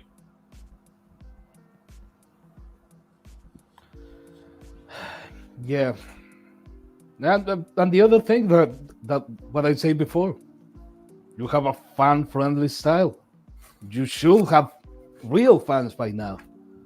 You're not a young guy anymore. You're approaching your 30s. So yeah, you should have a fan base. Nobody's telling you that you should sell 300, 400 pay-per-view buys, but at least you should be able to sell an arena by now. With that style, yeah, it's possible. But you are in the PVC, and PVC doesn't have days for you. For the kind of people you'll be fighting, you should be fighting 3 times per year. No. And it's always a 2-1 for him. Like, he'll fight twice a year, then once a year, twice a year, and once a year. But Benavidez, to me, has the same problem to an extent that Boots has, where during the development part of your career, like, you're still fighting guys that you should have stopped fighting 10 years ago. Yeah. I mean, it's like, why do you think no one cares about you? Why do you think people are trying to take advantage of you when they do get a fight with you? Like, you have no cachet value. Yeah, and that's the other thing, that all these guys and in this management team, they're trying to navigate their career against some monsters. So you look goofy trying to come there with your demands and your supposed marquee value and what you're gonna bring to the table and at the night of the fight. Let's say, for example, Boots, you're telling me you have a commitment with Showtime. You haven't signed at that time you didn't sign a formal deal. You didn't sign a contract, but that fight was offered to you and you didn't take it. That's not the kind of move for a guy that doesn't have really a profile.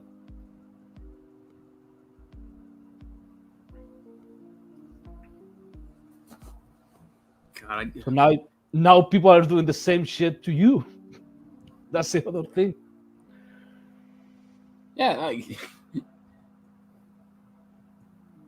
yeah, that is kind of like deliciously ironic that after years of Tank Davis doing this, Benavidez doing this, and to a lesser extent Boots when it came to Crawford doing this. It's like now you're on the other side of it. You're on the other side of no one wanting to fight you. How does it feel? Feel good? Having absolutely nothing to do? No chance of getting paid? Yeah, and Tank Davis can afford that luxury because from the beginning of his career, he was endorsed by fucking Floyd Mayweather. So there is a couple of hardcore brain dead fans that they're gonna follow you wherever you go, whatever you do. Some of the other guys don't have that luxury. Most of the guys don't have that luxury. So Tank Davis can fight some bombs and make some money. You cannot. Most of the people has to fight real challenges to try to bring the fans to see you fight. I mean, would anyone look at, like, Jules has already said this, so I'm kind of repeating him, but would anyone really look at the Hunt Roach and Tank Davis and think that's going to make any real money? Hell no. Fuck no. Yeah, but as Julius has repeated this 100 times before, it's about the operational cost. If you're gonna make a nominal offer to your rival, and all that money is gonna come from the back end, so you're gonna make some money. And these guys, they're not expensive. They're not expensive guys. You're gonna pay them. You're not gonna even pay them $1 million. So yeah, there is money to be made in the Tank Davis business, even if it's not a high-profile guy. And for them, they're keep busy fights. So there's not even a risk to take.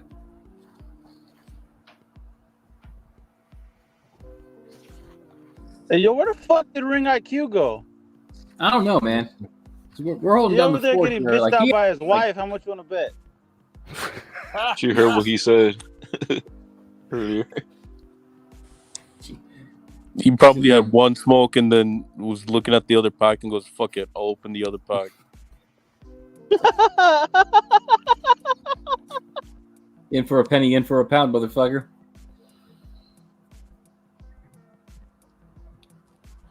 You guys hear any shit about that 320-pound bag of milk? Jason, your boy Tyson Fury, what's going on with him? I have no idea, man. Like, as far as I know, he's radio silent, which Bro, is that whole Fury weird. family went fucking MIA, bro. Are they even still alive? What the fuck? Yeah, Jason, who do you have though on the rematch? Usyk. Yeah. But Jules and I disagree on this, but I think Fury is convinced he won, and he's not going to make any of the adjustments he needs to make, and he's just going to do the same thing and get caught again.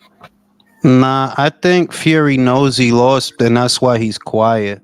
If he felt he won, he wouldn't shut the fuck up about it, don't you think? As outspoken as he is, if in his heart of hearts he felt he really won the fight, don't you think he would have been talking about it all this time? No, that's fair. You know him. You can't shut. Yeah, he's an obnoxious motherfucker. If Fury really felt, yo, I won that shit, y'all robbed me, bro, he would have been saying shit this whole time. He would have been saying shit. I think in his heart of hearts, he know he lost, and moreover, the silence is because he don't know what to do. What do I change? What do I do to win this fight? What do I that's why I think he quiet. He trying to figure it out. And the change I think he gonna make, he gonna try to start earlier, be aggressive earlier, which is gonna lead to him getting caught earlier. Because as soon as you started stepping into your punches, you got caught. That's what I think. I agree. I think like he's gonna come into the rematch kind of like how he did in the third Wilder fight, like mad heavy. You know, try to lean on him, try to actually use your size. But even then, I still think Usyk will catch your ass. Yeah. What y'all think about the shit they saying now that Bud might retire? What y'all think about that? I mean, it's about goddamn time. Do it. You know, The Bob father, Aram's calling it in. Bud, bro. I said Bud. Oh, I thought you said Bob. Oh, I Bob thought shit already. Bob too. No, technically Bob already. Todd Dubois and Carl Moretti is the ones really captaining the ship. Even though Bob, God bless him, he's still out there, and of course, he has input. But it's my understanding that the ones that's controlling that is Todd Dubois and Carl Moretti. That's what I know. That's what I was told to me. But Blood retiring, this point, why not? Like, bro, if it's gonna be 147 all over again with you trying to get fights, why bother? You made money. You're almost 40. Fuck it. Yeah. Yeah, I would have been disappointed if I felt that he had a legitimate chance to become undisputed. But bro, they not gonna forget it, bro. Like, you're not getting Sebastian, bro. You're not, you know? And what they're gonna do is it's like, I can't complain because I understand it. I do feel that there needs to be a rematch between Tim and Sebastian. But if you Bud, you 37, bro. You ain't got time to be waiting around for people, bro. You know? Yeah. Hey, yo, Jules. Go ahead. I think fuck you, Beterbiev stops Bivol. You think that? No, Yeah, I fuck you. believe that. I believe that. Fuck you, Julius. Fuck you, Leo. Fuck you. Bro, Jason. Listen, Jason. Fuck country. I know, country's just shit. Bro, no, y'all know Nah, who it is. you know what? Wait, let me Fuck say, Michael. Wait a minute, man. let me Fuck address everybody. this shit. Yeah. Let me address this shit. Real talk. You know why I can't, like, I would say, yeah, you never know. But bro, this dude was literally getting shots on his left knee the other day, bro. I can't ignore that. Like, yeah, Bro, that and was steroids. bro, the shit is, you're gonna have to step off that to step into the jab. You're gonna have to put weight on that knee, bro. I don't really think you're gonna be able to move with this dude. He gonna be on his back and forth, back and forth shit. And Artur, I think Artur is what's gonna decide the fight is speed and movement. That's what's gonna decide the fight. That Bivol is quick enough, and then when he want to get out of there, he get out of there. He fight him off when he need to. I think it's gonna be Bivol on points. That's what I think. Jules, I agree Bro. with you if it makes it to the deep end, but listen, the litmus is if Bivol can take the violence, like that hit, that couple of first of really full shots from. Let me ask you a question. How long did it take Artur to stop Callum? Y'all pull up the box rec. Pull up the box rec for these fighters that he stopped, right? And tell me, how long did it take him to stop Callum? How long did it take him to stop Anthony Yard? How long did that take? Go ahead. 7-8 rounds, I think. 7-8 rounds. Fuck you, Julius. Now hold on. I could only tell you what I think. That if you needed 7 or 8 rounds to put away a dude that don't have great defense, that don't have great movement, that is sitting in the pocket with you, right? Yeah, I think Bivol might be hard for you to find. I do. Because if that's how long it took, remember, Anthony was trading punches with him. It ain't like Anthony was gliding around the ring with ice shooting out of his ass. He was trading punches with you, bro. So, and Callum was getting ragdolled. How long did that take? It took a while. Yeah. Even if it was one-sided, yeah, it took a while. Took a while. No, I'm gonna stand on 10 toes, bro. No, I'm not mad, bro. I'm not mad at that. That's a good ass fight. Like, I can't get mad at nobody that got Artur. I could see Artur getting to him, Bro, but it's a lot I of. think he can hem him up on the ropes, B. The shit for me is, bruh, you got that fucked up ass knee. This dude is harder to hit than all them dudes you've been fighting, bro. He is. He's harder to find. I can't ignore that. Than all those dudes who fought. Don't that make him more slippery? Like a young vulva? I mean, it also means Slippery in there, bro. And wet. You know Yeah, what but I'm saying? Jules, like 12 fucking rounds of fucking, dancing around the ring. I agree with you. Bivol has. When have you ever seen Bivol tired though, bro? When? Yeah, but like, are you saying that Archer's not gonna be able to hit him a few times, like solidly? I'm saying that Artur, he's very strong, so I don't mean it to sound like he's not strong. But Artur accumulates damage. He has to accumulate damage. That's how he gets these guys. He beats them up, but he has to hit them quite a bit. If you're not able to hit this dude as much as you hit Callum or Marcus Brown or Anthony Yard, yeah, you might not be able to get him out of there. You might not. You've been down 2 times. When has Bivol been down? When has Bivol been down? You're gonna be down at the Beterbiev fight. I'm telling you that. When his I'm not mad. wife was I'm not mad at y'all. Yo, his wife fine in the motherfucker too. Shout out to the Gooch. Bivol will fight a safety first fight and win a decision. Shout out to my man Gooch. Bivol does not move like how you think he does. Bivol was backed up all night by Nello. Beterbiev moves better and is stronger and cuts the ring better. I don't agree with that because Canelo, the reason he was able to do what he did to Canelo, when he's coming forward, he stay coming forward and catches and shoots out of the high guard.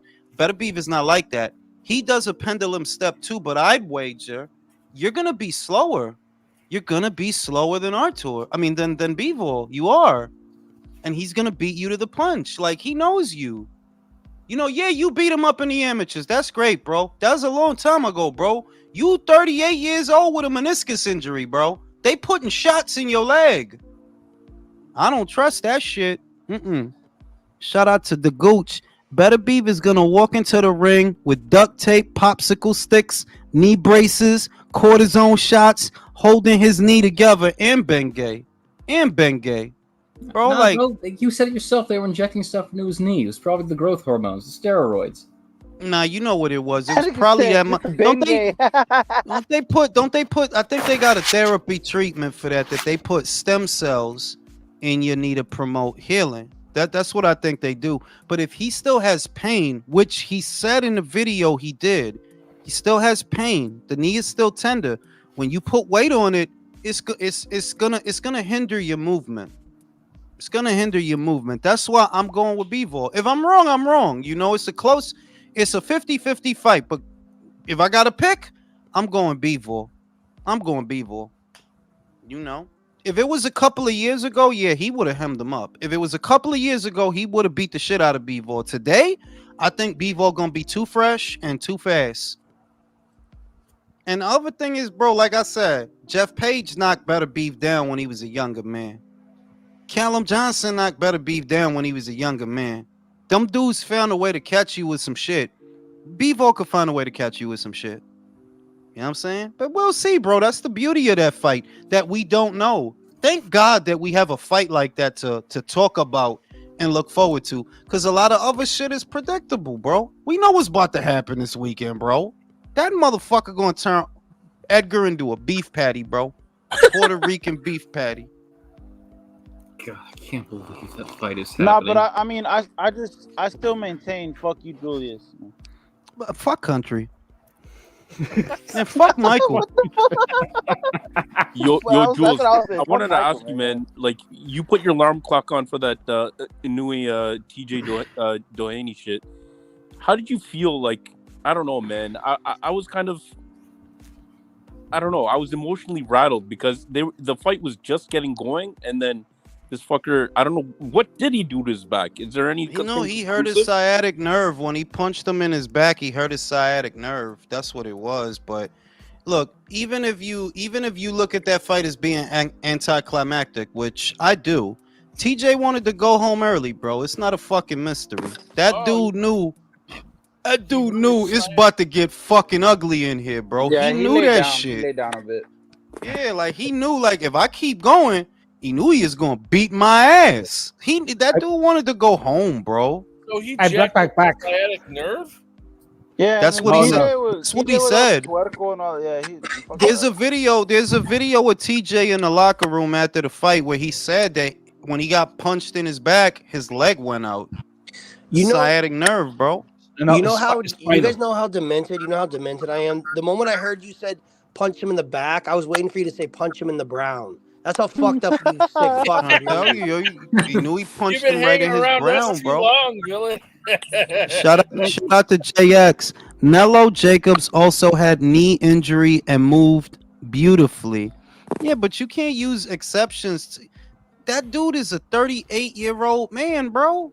Like, y'all gotta stop thinking that because he did it. Yeah, he's not him. When he eats, he don't shit, bro. This dude is up there in age, bro. I don't trust that shit, so I'm gonna go with Bivol. I'm gonna go with Nah, Bivol. he's fine, I'm bro. gonna say this about. I'm gonna Trust say me, this he's about fine. Inoue. He's cycling off.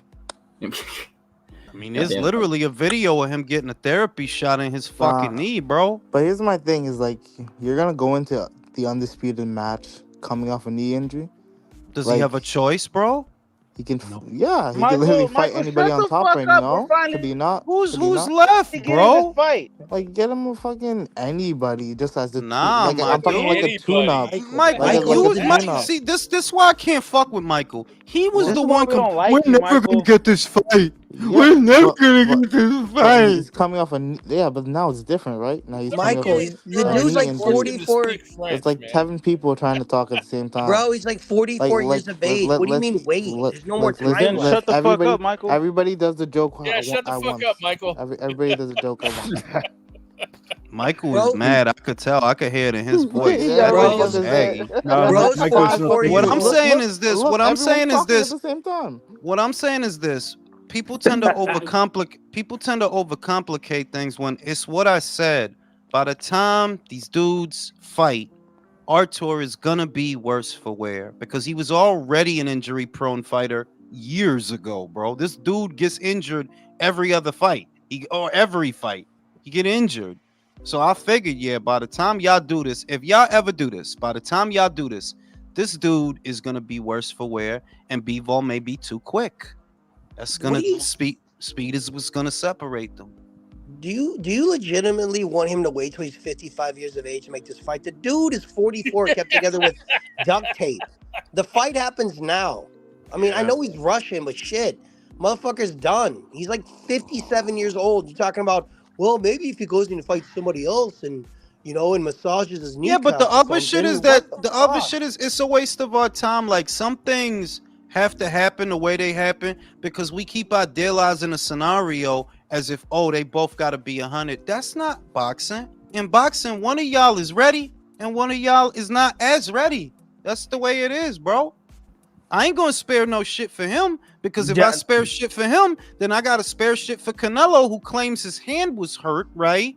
In the Bivol fight. Fucking Benavidez claims both his hands or some shit in the fight. Like, no, bro, no. This is the shit. And the other thing is, okay, if this was like something like, okay, Beterbiev got injured, so what were we are gonna do? We have been hearing the same story for like 5 years. Yeah. This motherfucker gets injured even in fights that he won in 2 rounds. Yeah. So there is not gonna be a healthier Artur Beterbiev. This is what it is. It just is like we gotta stop. Like I noticed that too, that we gotta stop idealizing boxing. There's nothing ideal about boxing, bro. You got older, blame your promoter. Because when Bivol was pursuing this shit in late 2020 and 2021, your promoter didn't want to do it. That's literally what happened. So if you got older over time, oh well, motherfucker, those are the breaks. If you still win, I'm gonna give you all the credit, all of it. But I don't think Artur is gonna win. I don't. If y'all do, hey, more power to y'all. I don't think he's gonna win that fight.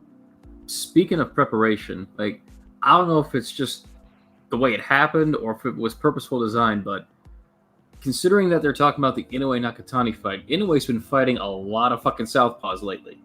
Yeah. Like, Tapales, Doheny. I don't think Sam Goodman's a southpaw, is he? Sam Goodman isn't, but MJ is. I want the MJ fight. I want the MJ fight too, but I don't know if they're gonna do it because of the shit they saying. They saying they want to bring Inoue to America next year, right? That's Top Rank though. Is that Mr. Honda saying that, or is that Top It's Rank? not. It's you mean Ohashi? Ohashi. I agree with you though. That Ohashi didn't say that shit. It's whatever Bob said that Ohashi shit. says goes, not what Bob says. Ohashi. You know what I mean? Ohashi. You know what Like, I'm saying?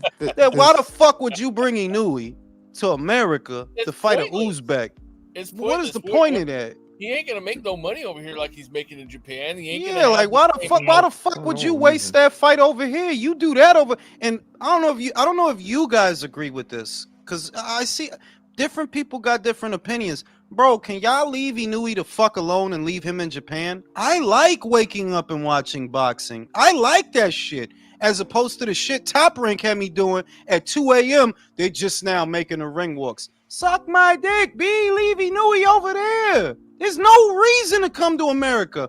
When he's going to fight the featherweights, then I understand. But even for that, bro, do any of y'all sell anything out They here, don't B? sell shit, bro. Y'all don't sell nothing out don't. here. So why would you make him travel for them? It's irritating when I gotta like argue with someone like online about like, oh, why doesn't Inoue fight in America? I'm like, bro, like, or like when Inoue used to come to America, how come he only fights in Japan? I'm like, y'all realize that like he's a superstar over there?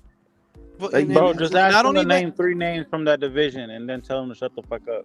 yeah, right? I like, literally tell him like, bro, that be shit is honest, you just used a to way to watch that those shit is divisions. just a way to shit on them, bro. Like the whole thing. That's why I don't really like American boxing fans. Like, yo, y'all motherfuckers hate everybody, bro, from everywhere. You hate the Brits, you hate motherfuckers that's here. Look at what they doing to Crawford now.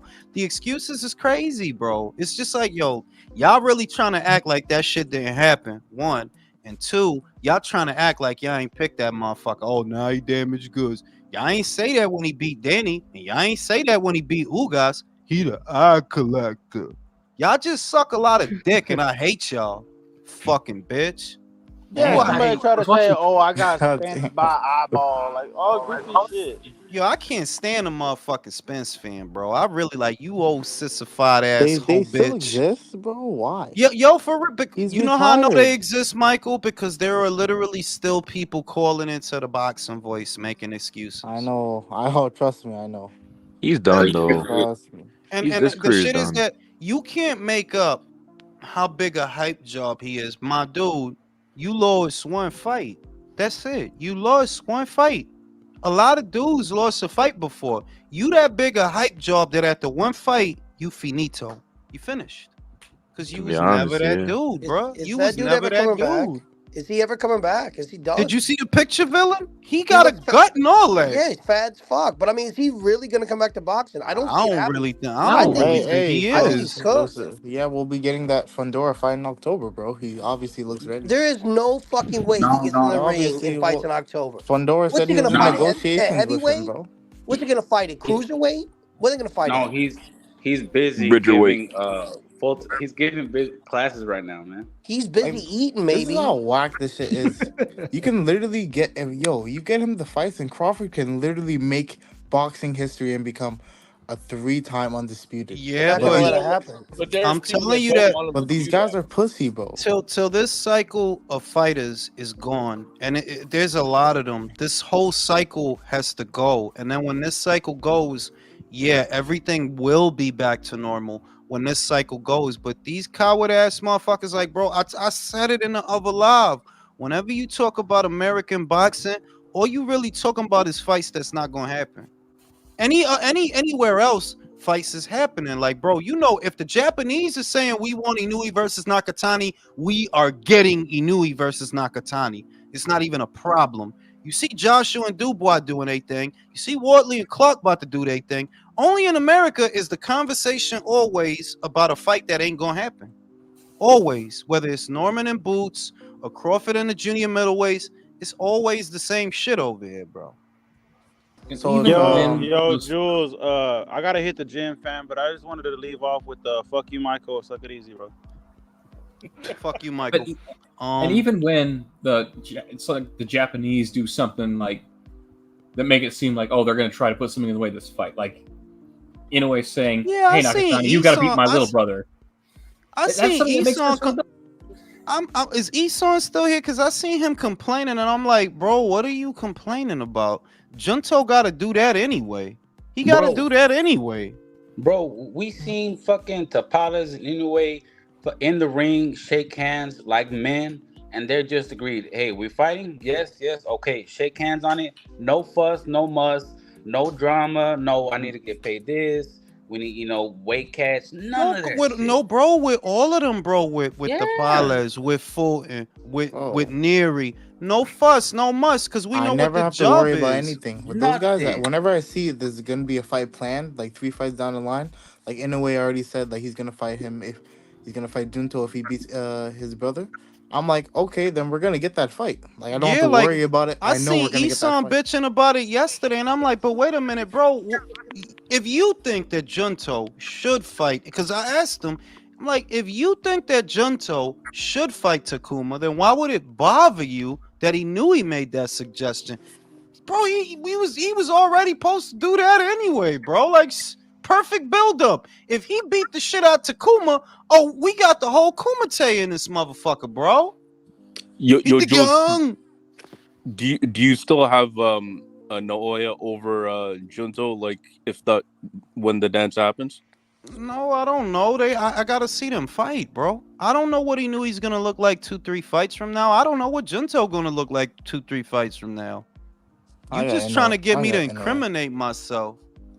I You got want me to Inoue say now. some stupid shit prematurely, and then nah, I ain't doing that. I gotta see. I'll tell you who I think gonna win the week of the fight. That's what Come I'll on, tell you. Jules. Incriminate yourself just a little Like bit. who? No, I got Inoue, man. He's punching people's backs out of alignment. Like, nah, man. That's Yeah, but you gotta give it to Junto, man. That motherfucker's strong as an He's ox. Yeah, strong. that's what I'm saying, man. Jason, Motherfucker's But we know strong who as has the better ox. IQ in that fight, though.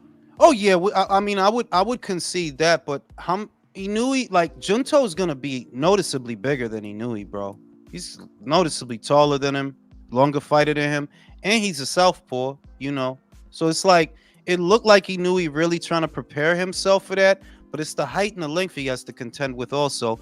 And I don't know that Junto's power is on par with Inoue's, but in a general sense, he hits hard enough. You better not let him hit you, bro. That motherfucker hit hard, Where'd bro. that fight be at 122? Yeah, 122, bro. You know he not coming Okay. down. How do we know if Junto that power goes up for Junto? Bro, why wouldn't it?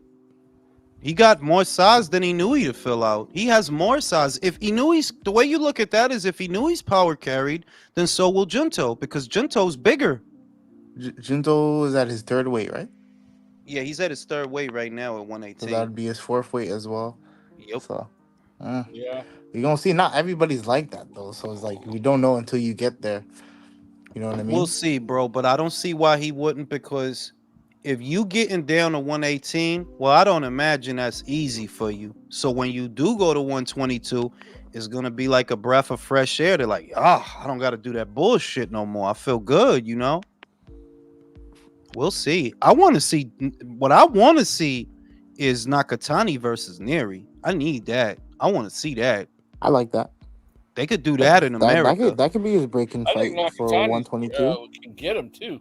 No, he could get them, but it's just bring that. If you had to bring them to America, or one of them to America for something, well, you could bring them here for that one. You could do that one in Vegas. But I Inoue, could so go for that. he too big. He's too big over there for you to waste his time coming over here. That shit don't even make sense to come over here. For what? Yeah, it doesn't. That shit don't make no sense, bro. Then they talking about Bohachuk and Madrimov. That's a good ass Yo, I was gonna fight, talk bro. yo, that is, Madrimov's gonna beat the Good shit ass out of fight. him. though. That's supposed to be for the undercard of Usyk Fury too. He's gonna beat the shit out of him. Who you think Madrimov gonna beat the shit out of Madrimov him? will beat the shit out of him. I could see that because of the style. I could see that, but you gotta admit that Bohachuk, he throw a lot, bro. He gonna give you a does. lot. He gonna give you a does. lot to work with, bro, because he Yeah. throw a lot. That's a good ass fight. Yeah, And see, we Bohachuk- went- I'm telling you, Madrimov, outside of Bud, Madrimov is the best at 154. I would He'll say beat it's- everybody. I don't know that he beats Tim, bro. I think it's I a think little. so. You think he would beat Tim Tszyu? You Bro, do? his last fight, like when he fought Crawford, and I had that fight 9-3, but still, like the patience, the feints, like the boxing maturity that I saw him in that fight, bro. Like he beats all these other guys. Like Tim's great.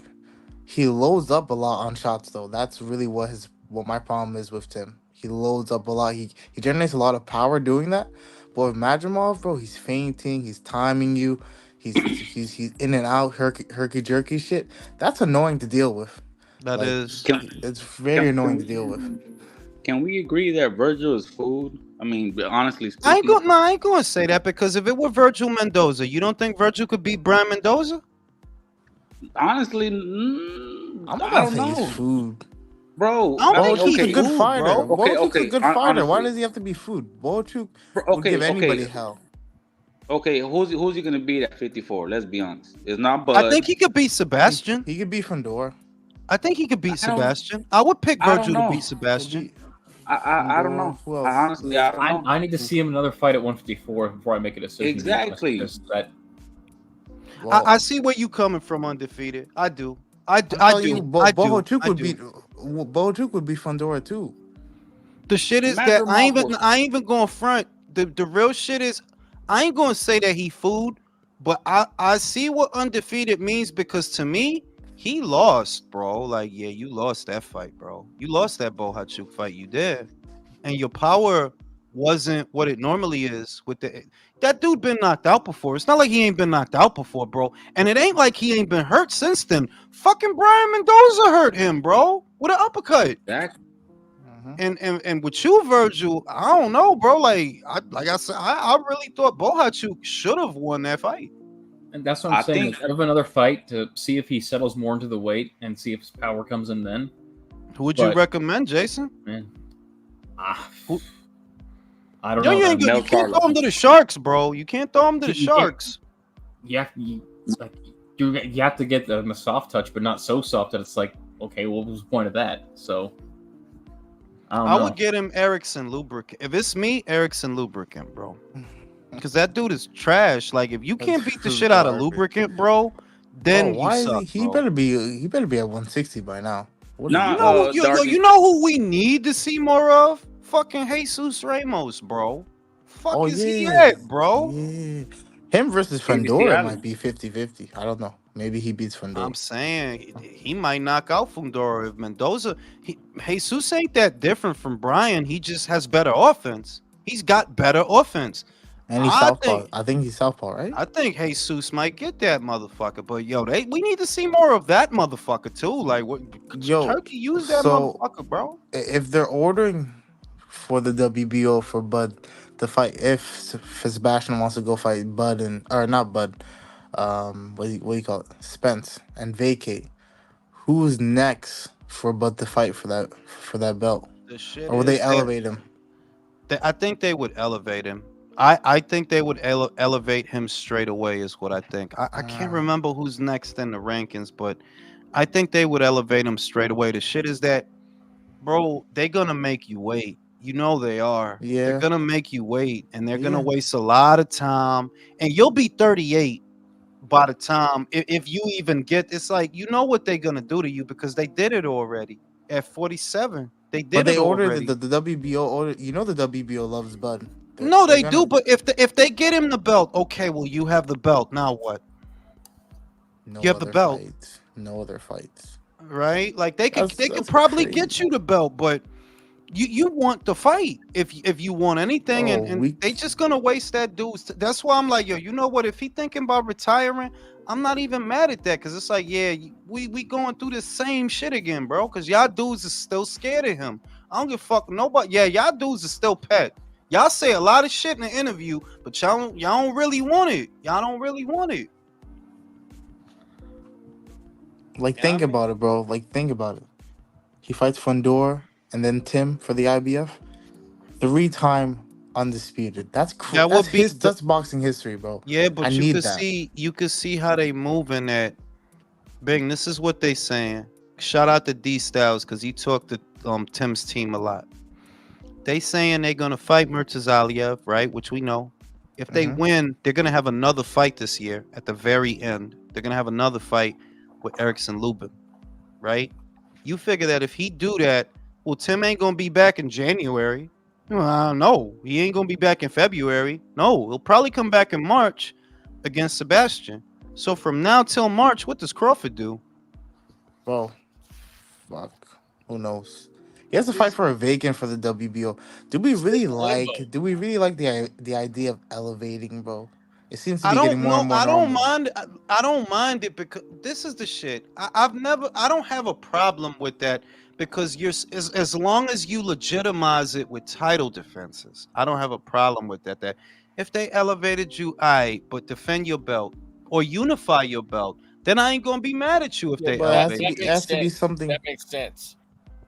It has to be Yeah. something real. Like, okay, I didn't like Daniel Dubois beating, what do you call it, Big Baby, and then beating Hergovich, and then they elevate him, which is just bullshit. After you literally just quit the Usyk, but at least he's defending it against a top level guy in Anthony Yeah, my Joshua. dude, but I feel like everybody is deliberately misreading that situation because Egas said it himself. Usyk didn't have to vacate. He didn't. He chose to.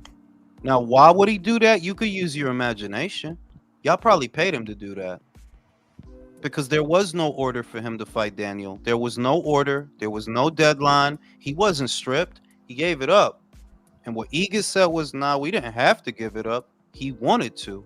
Now, the only reason I would think, why would he want to? Yo, Turkey probably paid him. He probably was like, yo, take this dough, come up out that belt, da da da. And he took it. You know what I mean? I ain't mad at Daniel, to be real. Like, nah, I ain't mad at Daniel. What the fuck can he do? All he can do is fight and win, and he won. The fuck can he do, bro? I'm not mad at Daniel. I'm mad at the idea that they elevate him off of that. Like at least it should be a vacant title they should be fighting for. But the I fact that Daniel can say he was a world champion is whack to me. kind of, but not really, because once again, this fight will either legitimize or delegitimize him. It's a necessary process. We'll find out if you deserve to be IBF champion shortly. It's right around the corner. That fight is not far away. Man, It's right around the AJ's corner. really gonna beat the shit out that kid. Don't sleep now. Don't talk no shit. Like I got I'm AJ talking winning shit. too. I'm I got talking all the shit I I want. got AJ winning too, but you know Daniel dumbass, he gonna come out throwing them bolo punches, bro. Like he gonna come I'm out like telling you. on his Yeah, crazy shit. with zero head movement on top of it. Zero head movement and his If, hands down like an idiot. AJ's yeah, putting and that if kid you to don't sleep. take your head off that center line, Joshua's gonna nail you, man. That's just it. No, Mr. Calderon, I promise you, the day they fight, it will be in Japan. It absolutely will. But the day they fight, oh yes, I'm going live, bro. I'll work it out. It depends on when in the year. I would hope that that's a fight that happens in the summer, so I don't got to worry about taking my kid to the bus. But yeah, I will go live that day, bro. Oh yes. Oh yeah. Even if it's just for the main event. Oh yeah. Fuck it. Get them And an I Uber go to in- school. I can't get too mad at elevating champions. Like I get what Michael's saying, but at the same time, like Ken Norton wouldn't be world champion if they didn't do that. It's like, and that's a man who deserves the title after some of the shit he went through. It's just that based on what had happened, while it looked tacky that Usyk beat both these dudes, but now they fighting for his belt. I understand, but Usyk the one that gave it up. You know, he gave it up. He let him have it. Probably because Turkey gave him some money. Like, why else would you do that? Turkey must have gave you some dough. Like, yo, can we use your belt? You know what I mean? But I ain't mad at it, bro, because we get in a fight, and the whole point is we're getting the fights that we need to see. We getting a good fight. So I ain't even mad. Like, bro, I don't give a shit. Yo, I ain't mad. heavyweight is moving so nicely, bro. Right? Martin Bakoli versus Zhang. Come on, bro. On the undercard of Usyk Fury 2, that shit's Right? gonna be crazy. That's That's gonna be a fucking, barn bro. burner. That That's- fucking fight is ridiculous. Like, I feel like Martin might win that shit. No, he's going to win that shit. I feel like the shit. If you could survive the first couple of rounds with Zhang, if you could make it, he not gonna throw after like 5. Yeah, Zhang not gonna do nothing after a while. So you might The get trick him. is surviving those rounds, though. The pressure Martin applies, bro, I'm telling you, he puts that Shit, guy out. imagine if Turkey gives us that card for $20. That'd be That's what amazing. I'm saying. No, Eli, gente really want to complain, bro. That's the shit that Come killed on, me, bro.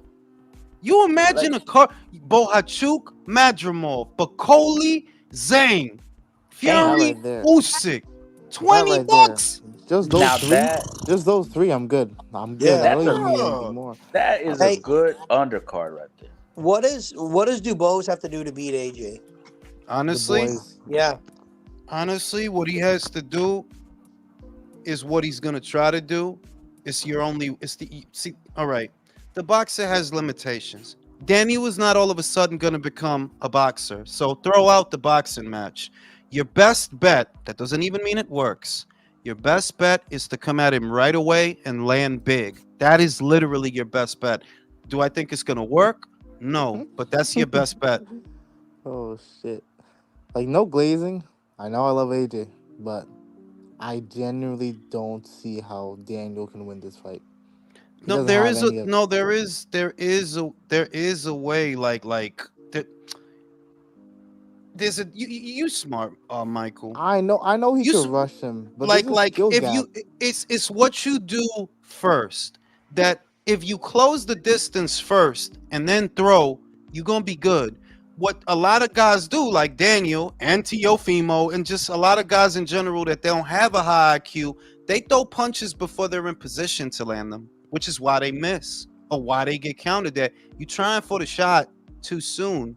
Get close to him first with the jab, right? Double, triple up on the jab, or you slip. Maybe you catch some shit. Don't throw yet. Don't be so reactionary. Don't throw yet. Get in position to throw. If he does that and he gets inside on AJ, could AJ be in trouble? Yes. Yes. It could happen. It's heavyweight, bro. It's the craziest division in all of boxing. It is crazy. The thing is, it's just like you said, Michael. That dude don't got that kind of like, bro. He don't have that kind of patience, There's a bro. skill gap, bro. There's a big Why you skill think gap he got between hit these with two. like 90 fucking right hands in the Bro, first 3 rounds of the Hrgovic fight? He Jesus got hit with like Christ. 90 fucking He right doesn't put hands, his bro. hands up. He leaves his guard wide open, hands down. He's That's just why eating shots. that's why I entertain that. It's because it's heavyweight, anything can happen. But I have seen too much of Daniel to think that is gonna happen. Like, nah, dog, your last fight, you started it off getting hit with a million right hands, bro. And those was Hrgovic right hands. Understand? He ain't even that fast. And he don't even hit that hard. If he can catch you, AJ will catch you, bro. No, I And it's really think everyone keeps overthinking this fight. Daniel doesn't move his head. AJ's going to beat the shit out of him, and he's going to do it real quick. It's gonna be quick, bro. I'm telling you. I don't see this fight going past nah, 6 rounds. because what I see is the reason I don't think it's gonna be quick, Jason, is he's gonna punish him with the jab.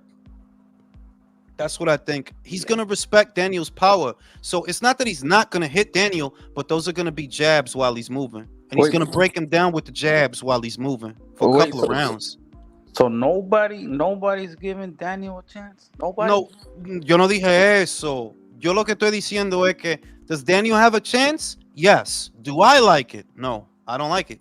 Damn, it sounds like AJ's gonna engano him and shit. He is. Yo no When dije AJ, when eso. AJ Yo no lets dije that right eso. hand go, his head's gonna be there. Daniel doesn't move his no, head. I agree with that. That when he finally decides, okay, I'm good to throw the right. But you notice, Michael, AJ is not a moron, bro. He not No, just I gonna be know. He's throwing gonna- rights like, yeah, out the gate, bing, right? Like, no, he gonna wait. Literally, the way I see the fight going is literally, Daniel's gonna come out fast. Maybe AJ has to weather like a few, like has his guard up, whatever. Move around, jab, get control of the jab. Maybe a couple of right hands to the body first, straight to the body, and can calm him down a little bit. But anytime AJ throws that straight down the pipe, it's going to land because It this kid is. doesn't move his head at all. Bro, the shit And is he's too comfortable Hrgovic's eating slow shots. ass. Hrgovic's slow, like, bro. Go back and watch it. This motherfucker landed like 90 right Exactly. hands in the first 3 rounds. And not only that, AJ's right hand is like quick. It's got snap and power on that shit, and he's not stupid when he throws it. Michael, what You you know? think about Zerto and CBS? Okay. So I'm not a big Kazuto fan. Now he did do good in his last fight, boxing and shit like that. I didn't know he could do that. He surprised me. Polo's still roasting me for that to this day. So I'll let him have that. I'm still gonna go CBS though. CBS is huge, bro. He's huge. He can Alright. brawl. He's gonna little boy him. He's gonna try to little boy him. Yo, He's gonna ragdoll him. Nah, you. He's gonna ragdoll him. You don't believe that shit. Yes, Come on, I you do. not. Yo, you don't Yes, I believe. do. Get the fuck Bro, this out guy's of here. had one bro. fight at cruiserweight. You don't bro. believe Calm that down. shit, bro. Calm down, Drew. He's had one fight at cruiserweight. He's had one fight. At cruiserweight. Bro. Like, yo, Dude, this he not does- Richard React for, bro. Bro, does Relax. this guy have power, like power at this weight to keep CBS off him? bro. You know this you talking motherfucking about CBS you is talking about stupid. CBS like he juggernaut, bro. Relax, bro. He's got a little boy. I'm telling you. Yo, Is that yo, fight not, confirmed? Is that fight yo, confirmed? yeah, yo. That's the yo. It's like it's a wrap, bro. Like consider it done, bro. Consider it done. Oh shit. That's I for don't think he's later. gonna. That's for you, Jason. Who you got winning that fight? I don't think he's gonna ragdoll him, but I do think CBS is gonna win it. Y'all motherfuckers is some Why are hoes you because so you notice high on Zerto after that fight? I don't get it's it. not. See, once again, y'all think y'all always think it's some fanboy shit. Yo, whose No, show I'm is it? asking. Yo, I'm asking. whose show is it? Oh, Whose it's show an is Oscar it? show. It's an Oscar It's show. Leo Golden. show. Yeah. It's Leo show. It's Leo. No, Blame I'm Leo. talking about the Damn right. show. Who's promoting the show? Golden Boy. Damn right. Leo. Leo's promoting. You know, he became a promoter. Bro, y'all motherfuckers really think Golden Boy gonna give a dude unless he I'm not kill telling you it's gonna be a decision. unless he kills Zerto, unless he knock him out, which I don't see that. I don't see that. Wait. Ben Shalom's letting him go there? Yeah, bro. Yes. Wow. Because he don't have shit for him to do, bro. He already had the React Poor fight. The fuck else is he gonna do? Yeah, that's true. He don't got nothing to do no more. Like Let's it's fight either Ja. bro, it's either you fight Ja and come on, be like, ain't nobody Yo. dumb out here, bro. Like, ain't nobody dumb out here, bro. That He'll dude will die. beat the shit out of He'll die, you, bro. bro. Like, He'll give you CTE nobody for real if dumb you out already here. don't have it. He'll give Right? you CTE for real. So ain't nobody dumb. Like he'll let him fight Zerto because they know Zerto not a for real cruiserweight. They figure, okay, well, we probably got a better chance with him than Ja. And if we beat him, then we'll fight Ja for the bread. If we beat him, because then at least we will have made that bread from Zerto. But to me, like I said, I don't see CBS knocking him out. Because here's the thing: as much as motherfuckers could say A, B, C, and D about Zerto, he's way better on the inside than CBS. He is. He's way better than him on the inside. And now he can move. Now he can box. So I got Zerto, bro. What's I got his Zerto. power at this weight though? I ain't gonna front. He ain't got power like that. I ain't gonna front. That's what I mean. Like CBS is gonna walk through that shit. Bro, you Like, talking you know about what I mean? CBS like he the juggernaut, bro. Like, know, man. I just don't see this guy, bro. This guy debuted at super middleweight. You No, know? actually, that's not true. He debuted. He actually came down. I didn't even realize this until later on. I thought he was always at super middle. Apparently, he went down to super middle. He went down for that From shit. what, He was- 170, 175? yeah. Okay, still though. I'm Still saying, what? bro. I'm just saying, bro, that I don't have that. You know what? I could, because I ain't gonna front. CBS is one of them fucking fighters. My record with him is terrible, bro. Like, yeah, it's bad. Yeah, I I ain't thought gonna lie. I'd be overlooking him. I thought Lawrence was gonna beat him. I thought Richard too. was gonna beat him. Nah. Me too. So I could, I might be wrong again. The Jules has said not so fast. You know what I'm saying? But I don't have that kind of faith in CBS. Not for this fight. Not for this fight. You know what I mean? Yo, so what's going on with that Turkey Golden Boy card? That's Is what that that's for, bro. That's what that's for. It's gonna be William Zepeda, Tevin Farmer, Arnold Barboza versus Jose Ramirez, Oscar Duarte versus Kenny Sims, and Zerto versus CBS is the main event. But they want to give that one for free. Yeah, that's apparently. free. That's free. That's free. That's fair. I saw this conversation on the Boxing Voice. You let me know how you feel about it, but it's like, is Turkey getting bad management? Because over here, right, you're gonna make us pay $20 for the AJ fight, right? On the American side, if you're looking at it, if you look at the undercard, most people from here are not gonna know those guys other than the hardcore boxing I'm not. fans, right? I know what you're talking about because I saw it. I know Yeah. what you're talking about because I saw it. But let me ask you a question. The people that's saying that, y'all was cool with the PBC charging us for Fundora versus Zoo, right? Mm-hmm. Y'all was 80 cool. bucks. Y'all was cool with the PBC charging us on New Year's Day for Charles Martin versus Luis Ortiz. Y'all didn't get in y'all pulpit. You didn't stand on your soapbox for a lot of shit. And guess what? You can go back and look at the price point of those pay-per-views. They wasn't $15. They wasn't $20. Those guys are not paying for those fights though. That's why they'll be on their pulpit. No, They're it's not gonna more spend the along the money. lines of your complaint. Your complaint is not a real complaint. In other words, you just trying to look for something bad to say. Your complaint is not real. Because if you were gonna complain about something, you would have complained about that. How are you motherfuckers telling me I gotta pay per view in January 1st, the first day of the year? Yo, Ortiz that shit was versus crazy. that's crazy, Hey, bro. that had Michael Coffey on that card, man. Don't disrespect that card. Michael Coffey. You see what I mean? That when I see people complain about shit, all these questions immediately form in my mind. That wait a minute. So how did you feel about Ruiz versus Areola? How did you feel about Ruiz versus Ortiz? That you think a title fight between Anthony Joshua and Daniel Dubois, which is an excellent fight. If you don't think that's an excellent fight, you're not a boxing fan. Period. You're not. If you got a problem with that, did you also have a problem with Ortiz versus Ruiz? Did you have a problem with Ortiz versus Martin? Did you? Did you have a problem with Ruiz versus Areola? Because I don't remember, and I have a good memory, a very good memory, and I don't remember y'all preaching about shit when the PBC thought that was pay-per-view worthy. Did y'all get mad when the PBC thought Thurman versus Barrios was worth $80? Did you?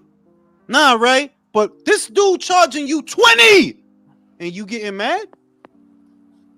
My ass, your complaint is not real. That's Ness, bro. Ness is on that bullshit. Ness, that's why Ness is so hit or miss to me, bro. Always on some bullshit. That's not a real. If you a real boxing fan, all you should be feeling is all I gotta pay is $20. That's it, bro. Yeah. I spend more. I literally, country, you know this, bro. I spend more than that on Chinese food. On Uber Eats, bro. Easily, bro. Just AJ and Dubois alone, that's worth $20. I The paid shit is $40 for Prograis versus Zepeda. You could say, like, I understand the Beterbiev one a little more. I understand it, but my guy, it's $15. That's fit. What you telling me that Gervonta versus Rolly at 80? Oh yeah, that makes sense. But this at 15, no, this shit ain't right. Wait, Joe Cardino versus Stevenson's $15. That's $15. So Jules, what are you saying, man? Now, wait a minute. One at a time. What I'm saying is, I'm not paying for Cordina versus Stevenson. That's not what's making me buy that fight. It's Wardley versus Clark, Chapman versus Nicholson. That's why I'm buying that. Like, bro, that's only $15. That's all. That's not, bro. I already said this. Motherfucker, if $15 hurts you, forget about boxing. Get your life together. If that hurts you, like, nothing to worry about, yo. Yo, you got other shit you need to worry about, bro. Is Chris Areola finally done boxing with boxing? Are we not going to see him ever again? Hopefully. I hope not. I mean, I hope not. I like seeing him get the shit beat out of him. But yeah, it's shit like that I'm like. That's why I say that. A lot of what's going on in America, and I said it yesterday about the Twitter shit, right? A lot of y'all is fake as fuck, and y'all just grifting. America, like a lot of the American, you know, with the exception of Ness, because I got respect for Ness. I just don't agree with him when it comes to that. But a lot of the other shit, yo, it's all grift. Motherfucker, you really think Ryan Garcia and Terrence Crawford is like, seriously? Oh yeah, yo, you gotta be and I'm gonna say this. You picked Ryan to beat Gervonta. I know because I saw you. You picked Spence to beat Crawford. I know because I saw you. That maybe people don't pay as much attention as I do, or maybe they don't put it together in their head as quickly as I do. The both of y'all don't be knowing what the fuck y'all talking about. The both of y'all never know what y'all talking about. Y'all always be wrong. Y'all on some cartoon shit, which is, you know what I mean? That's why I don't get mad. Like, bro, look, you can't get mad at how they want to do their content.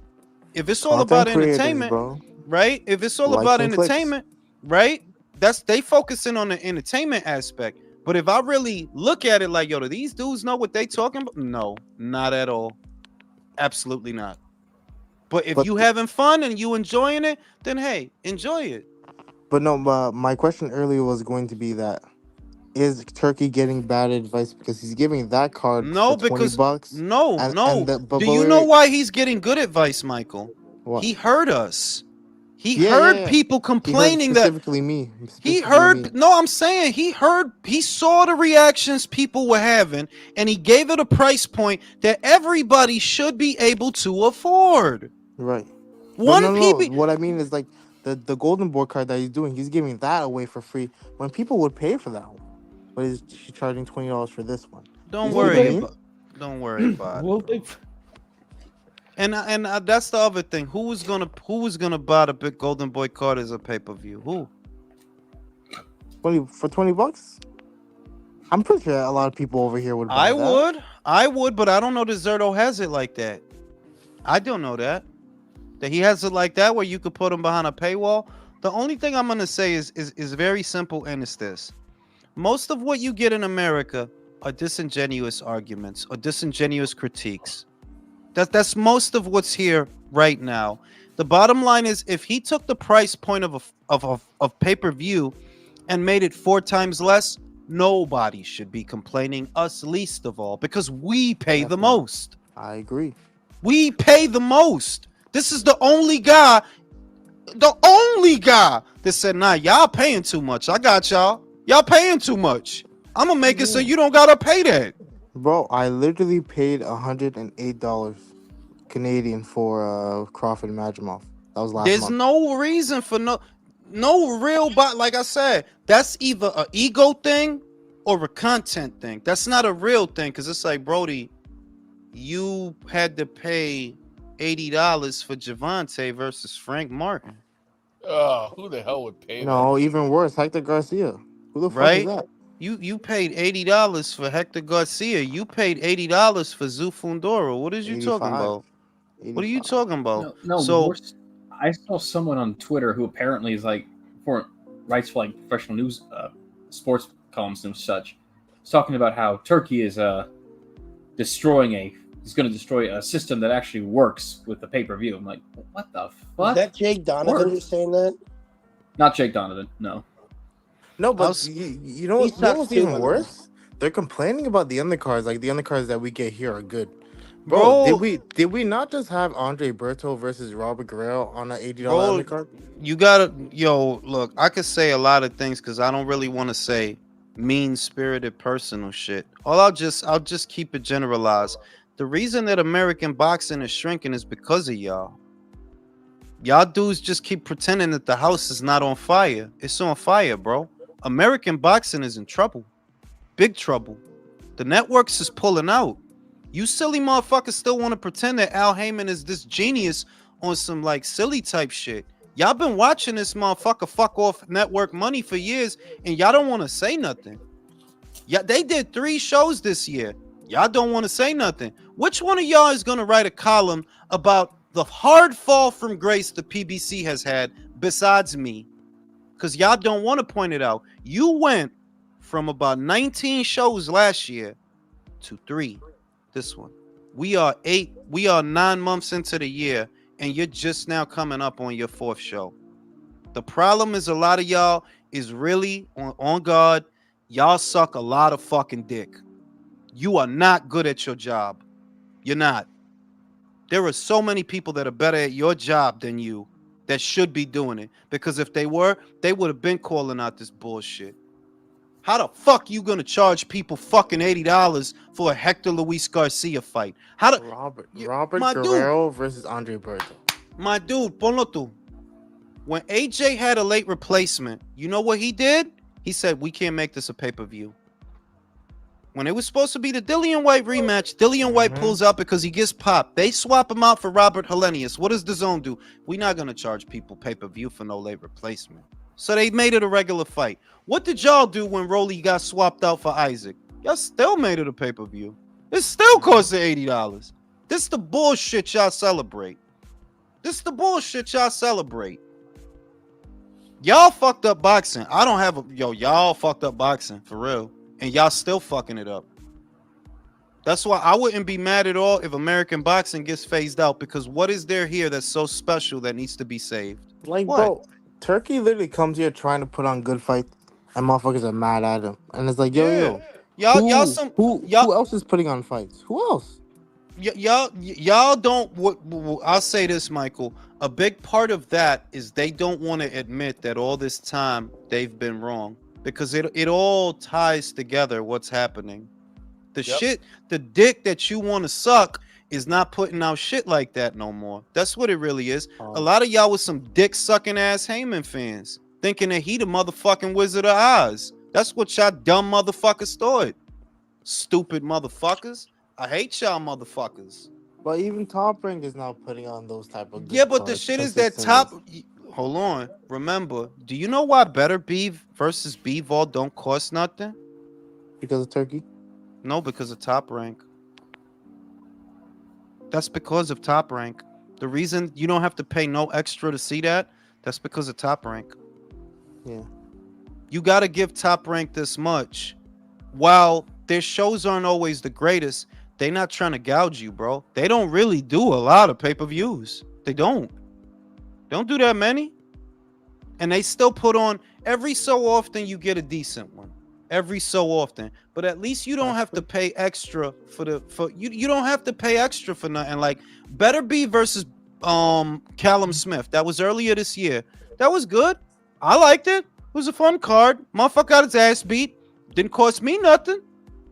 Cost me shit. Motherfucking Mobili versus Derevianchenko. That was good. I like that. Didn't cost me shit. Motherfucking Inoue versus Neri. Granted that we know who really does those, but we're getting them because of Top Rank. Well, I can't complain. I loved Inoue versus Neri. That was fuck. You know what I'm saying? So that is value for money, that the cards are not always great, but you know what they never are? Expensive. They're never expensive. You rarely ever have to come out of your pocket. Rarely. So I big up Top Rank. I big him up. And Bob kept his promise. He said that shit 5 years ago. I'm going to keep as many fights off of pay-per-view as possible. He said that shit 5 years ago. He did. God, how bad must 780 be that he had to put him on pay-per-view? Like, well, that speaks to the problem that we've been talking about, that these fighters, y'all motherfuckers really think you a unicorn and shit. That you got to get crazy much, like, and you ain't even really like that. You not there yet. And I ain't trying to say it just about him. That's most of y'all motherfuckers that want to be on pay-per-view. Yeah, most of y'all don't belong there. Benavidez, Gervonta, as much as they like to suck your dick, you are not box office. The only time you did anything was with Ryan. That's it. You didn't do shit. All that other bullshit you put out, bro. If your shit was moving, why Showtime left boxing, bro? Explain it. If your numbers is great, why did they leave then? They went broke and their boxing wing got run into the ground trying to make you a star. That's what happened. no, Because this is the thing. If Gervonta's fights were not billed as pay-per-views, if they were billed as regular fights, the metrics they would have brought Showtime could have saved its boxing wing. Everything you've done is backwards. All those pay-per-views that you did on Showtime, if you would have did what you were supposed to do, crack the fucking whip, bitch, you don't belong on pay-per-view. You're gonna fight this regular shit, and that's what we doing. Or you can go, you can leave, or whatever, you go, right? They shot themselves in the foot by constantly putting out pay-per-views instead of focusing on the regular schedule, because what the network wants is the metrics. The pay-per-view is for the boxing people, not the network people. What the network wants is sustained viewership and lots of eyes. You didn't get them that because you kept putting on these bum-ass pay-per-views that nobody even bought them shits. the best part is that they lie about how much they sell. Well, we did 200,000. We did 300,000. No, you didn't. No, Shut you up. didn't. Why are you lying? That shit that sources says that he sold 2,100 paper. Why do you need sources? You have a network. You have a fucking TV network. You cannot say an official statement of what you sold.